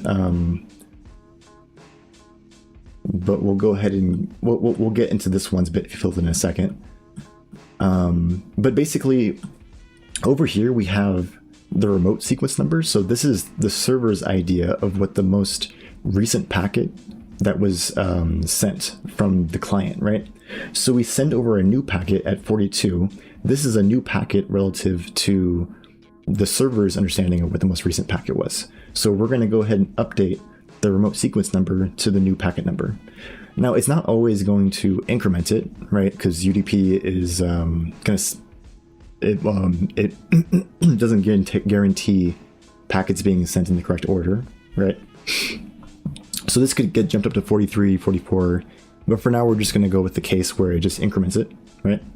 So we update the sequence number, and then here, basically, if we look at the structure of this, we have the remote sequence number, our current understanding of what the most recent packet was, and we have a list of bits, right, that all indicate all of the other packets that have already been sent before this, right? And the 0s and 1 indicate whether we have actually received that packet. So in this case, for the server's understanding, we have not received 0 yet on this one and 0 over here. And if I make this more explicit, you can see that. And let me make this a bit smaller. We'll say like 40.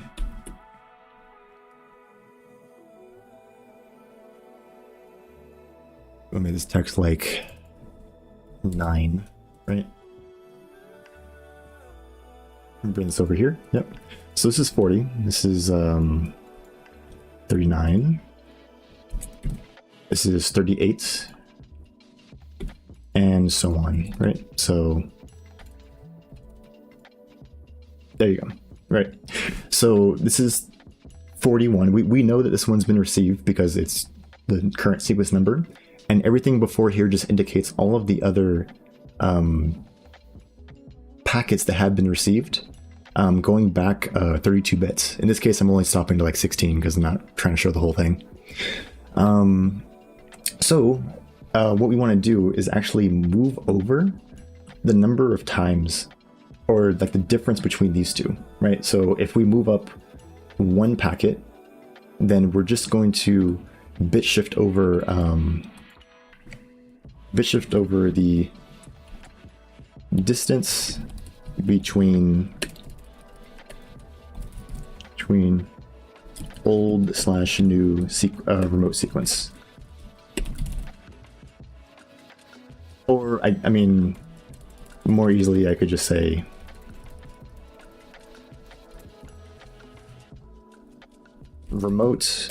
new remote minus old remote.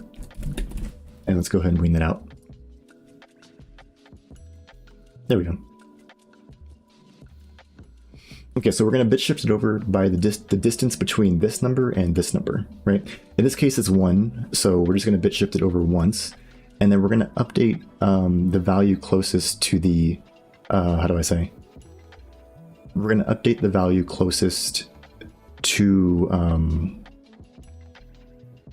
or at the end of this sequence of bits, right? So we'll shift it over, and then we'll flip this bit because we know this one has been received, right? So this ends up being the new series of bits that we are aware of, or at the very least, we know that this packet and then all these bits have been received, except the ones that are zeros. MCH, thanks for coming by.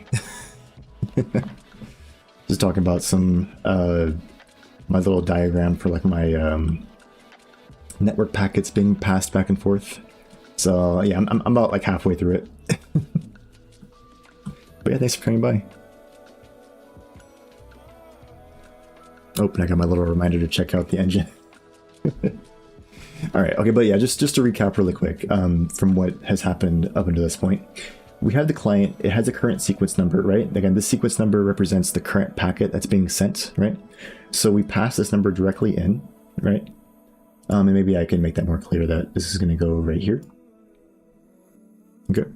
Pass this number in, we're going to go ahead and increment it to 43, right? And then we're going to pass this packet along the network. The network is going to be, the packet's going to be received by the server, right? Indicating this is the current packet being sent. We're going to update the remote sequence number on the server, which is basically the server's idea of what the most recent packet was sent from the remote side, right? And again, if this moved up by a higher value, like up to like 45 instead of 42, it would move up. This would be adjusted based on the new remote minus the old remote, right? Of course, I'm going to have to deal with some wraparound stuff with that, but I'll figure that out. And then here, basically, we want to, this right here represents the remote sequence number, right? Our current understanding, and then all of the packets before that point. And the fact that it's either 0 or 1 indicates whether that packet has been acknowledged, right? Or it has been received on this side, right? So we're going to bit shift over, and then we're going to go ahead and fill in the closest spot to 1 because that is the value that's been like we know this one, right, has been received, right? So we swap it over to 1. And then now basically that whole operation just updates it so that now this ACK plus this series of bits, right, which is what this is, you just moved it over, right? It's this, and then we go -1, -1, -1, -1, -1. And again, each one represents it's been received, and each 0 means it hasn't been received. So again, here the sequence number doesn't really matter. But if we were looking at it from the other direction, it would be doing the same thing, just in reverse. So we're moving this ACK over. this ACK is received on this side, right?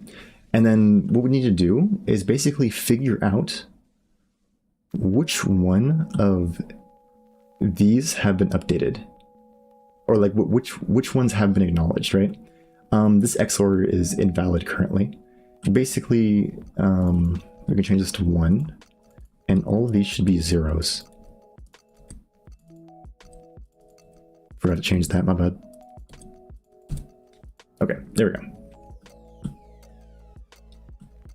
So this is the server's understanding of what bits have been modified, or which bits have been received, right? So we need to make sure that this lines up with the client's bit field. So this bit field is built out of these numbers being sent, right? So if we create a packet, we're going to increment the sequence number, but we're also going to bit shift over the entire sent bit field and then set this one to 0, because we sent this packet and we don't know if it's been received yet. So our assumption is that it hasn't been sent, right? There's also another step I'm missing right here, where if we get past the end of the bit field and it's 0, we want to label that as a drop packet, right? I just haven't put that here because I haven't gotten to that point, I suppose. But that will be like a very useful metric. And then we'll do some handling in that case. But again, the main point is that we send the sequence, or we send the packet, we update the sequence number, and then we set the new value to 0 after we bit shift it. The bit shifting, I'm assuming we'll just set it to 0 anyways, but I'll take a look at that. And then basically what we want to do is just compare like our states between this one and this one. And you want to see which ones have actually changed, right? Because again, this is like a very regular case where it's like the number got sent over, and the packet got sent over, and then the acknowledgement got set back over immediately, right? So we just updated the first one, right? But the more likely scenario is that they get sent in like various orders and things don't line up properly, right? So you're going to end up with a bunch of holes like this, right? And if one packet is received out of order, we can still update the bit field with this XOR. And maybe if we finally realize that, oh no, wait, actually this 0 is actually a 1, we'll update this to a 1. We'll look over here, and then basically with the XOR, it'll label this one as a 1, right? So you'll have the 2 1s in the bit field. And the last thing we need to do is go through this bit field and basically acknowledge all of the new ACKs, all of the new values that have been acknowledged, right? And that was the part that I was having issues with earlier, where I wasn't sure how I was going to do it because it's a bit of an inefficient algorithm. But I suppose if we're just looking through this sequentially, and this is all kind of contiguous, it should be a pretty fast operation, even if we have to do it for every single packet. So the next operation after this point is to basically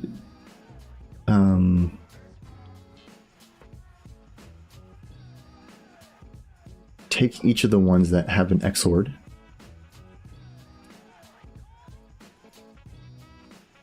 and then call a function for send ACK to application.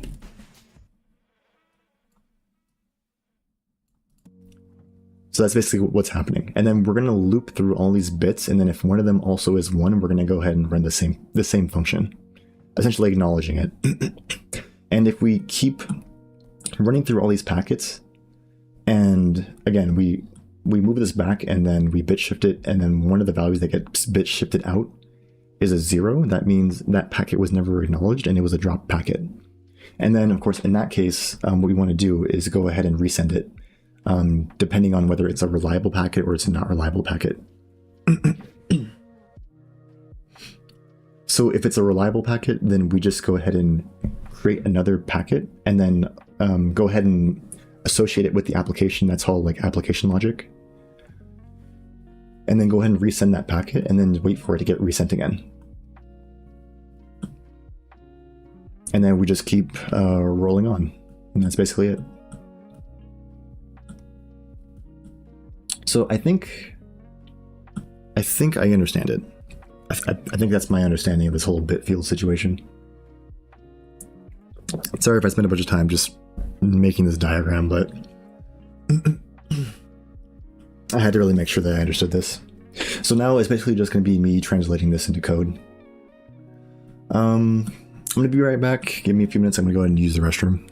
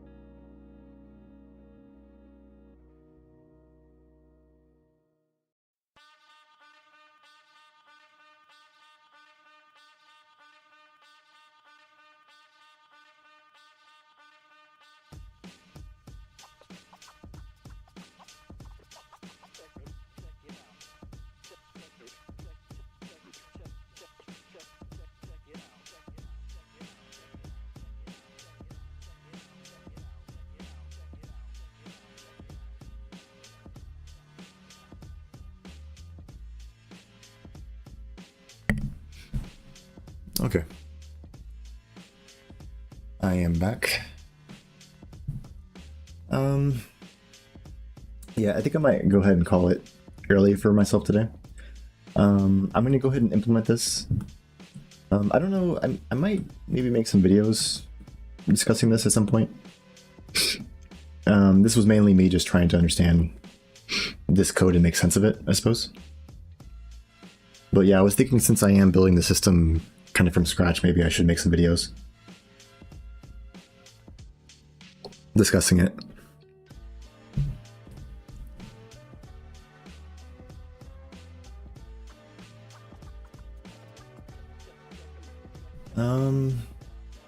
But yeah, I think that's gonna be it for me today. I would stay longer, but I had some coffee and I'm really hungry, and I don't know if I can keep thinking. I should have ate before I came in. But yeah, that was my mistake, so I think I'm gonna get some food. And I'll keep working on this.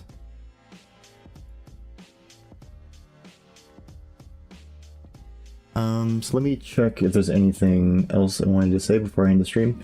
So I don't have any engine code or game code to push. I've just been working on this repository separately, so I'll just go ahead and post a link to the repository, and that'll be it. The next streams will be next Friday. Yeah, it should be next week. Hopefully I'll get a good chunk of work done on this for the week, but we'll see how it goes. And yeah, I think that's going to be it for me today. So if anyone's still watching, thanks for coming by and watching. And yeah, hopefully I'll have more for you guys next week. Alright, thank you. Hope everyone has a good day or night whenever they're watching this. If you're watching this on YouTube, thanks for coming by and watching the video. I appreciate you. And yeah, I'm going to go ahead and head out. So, later.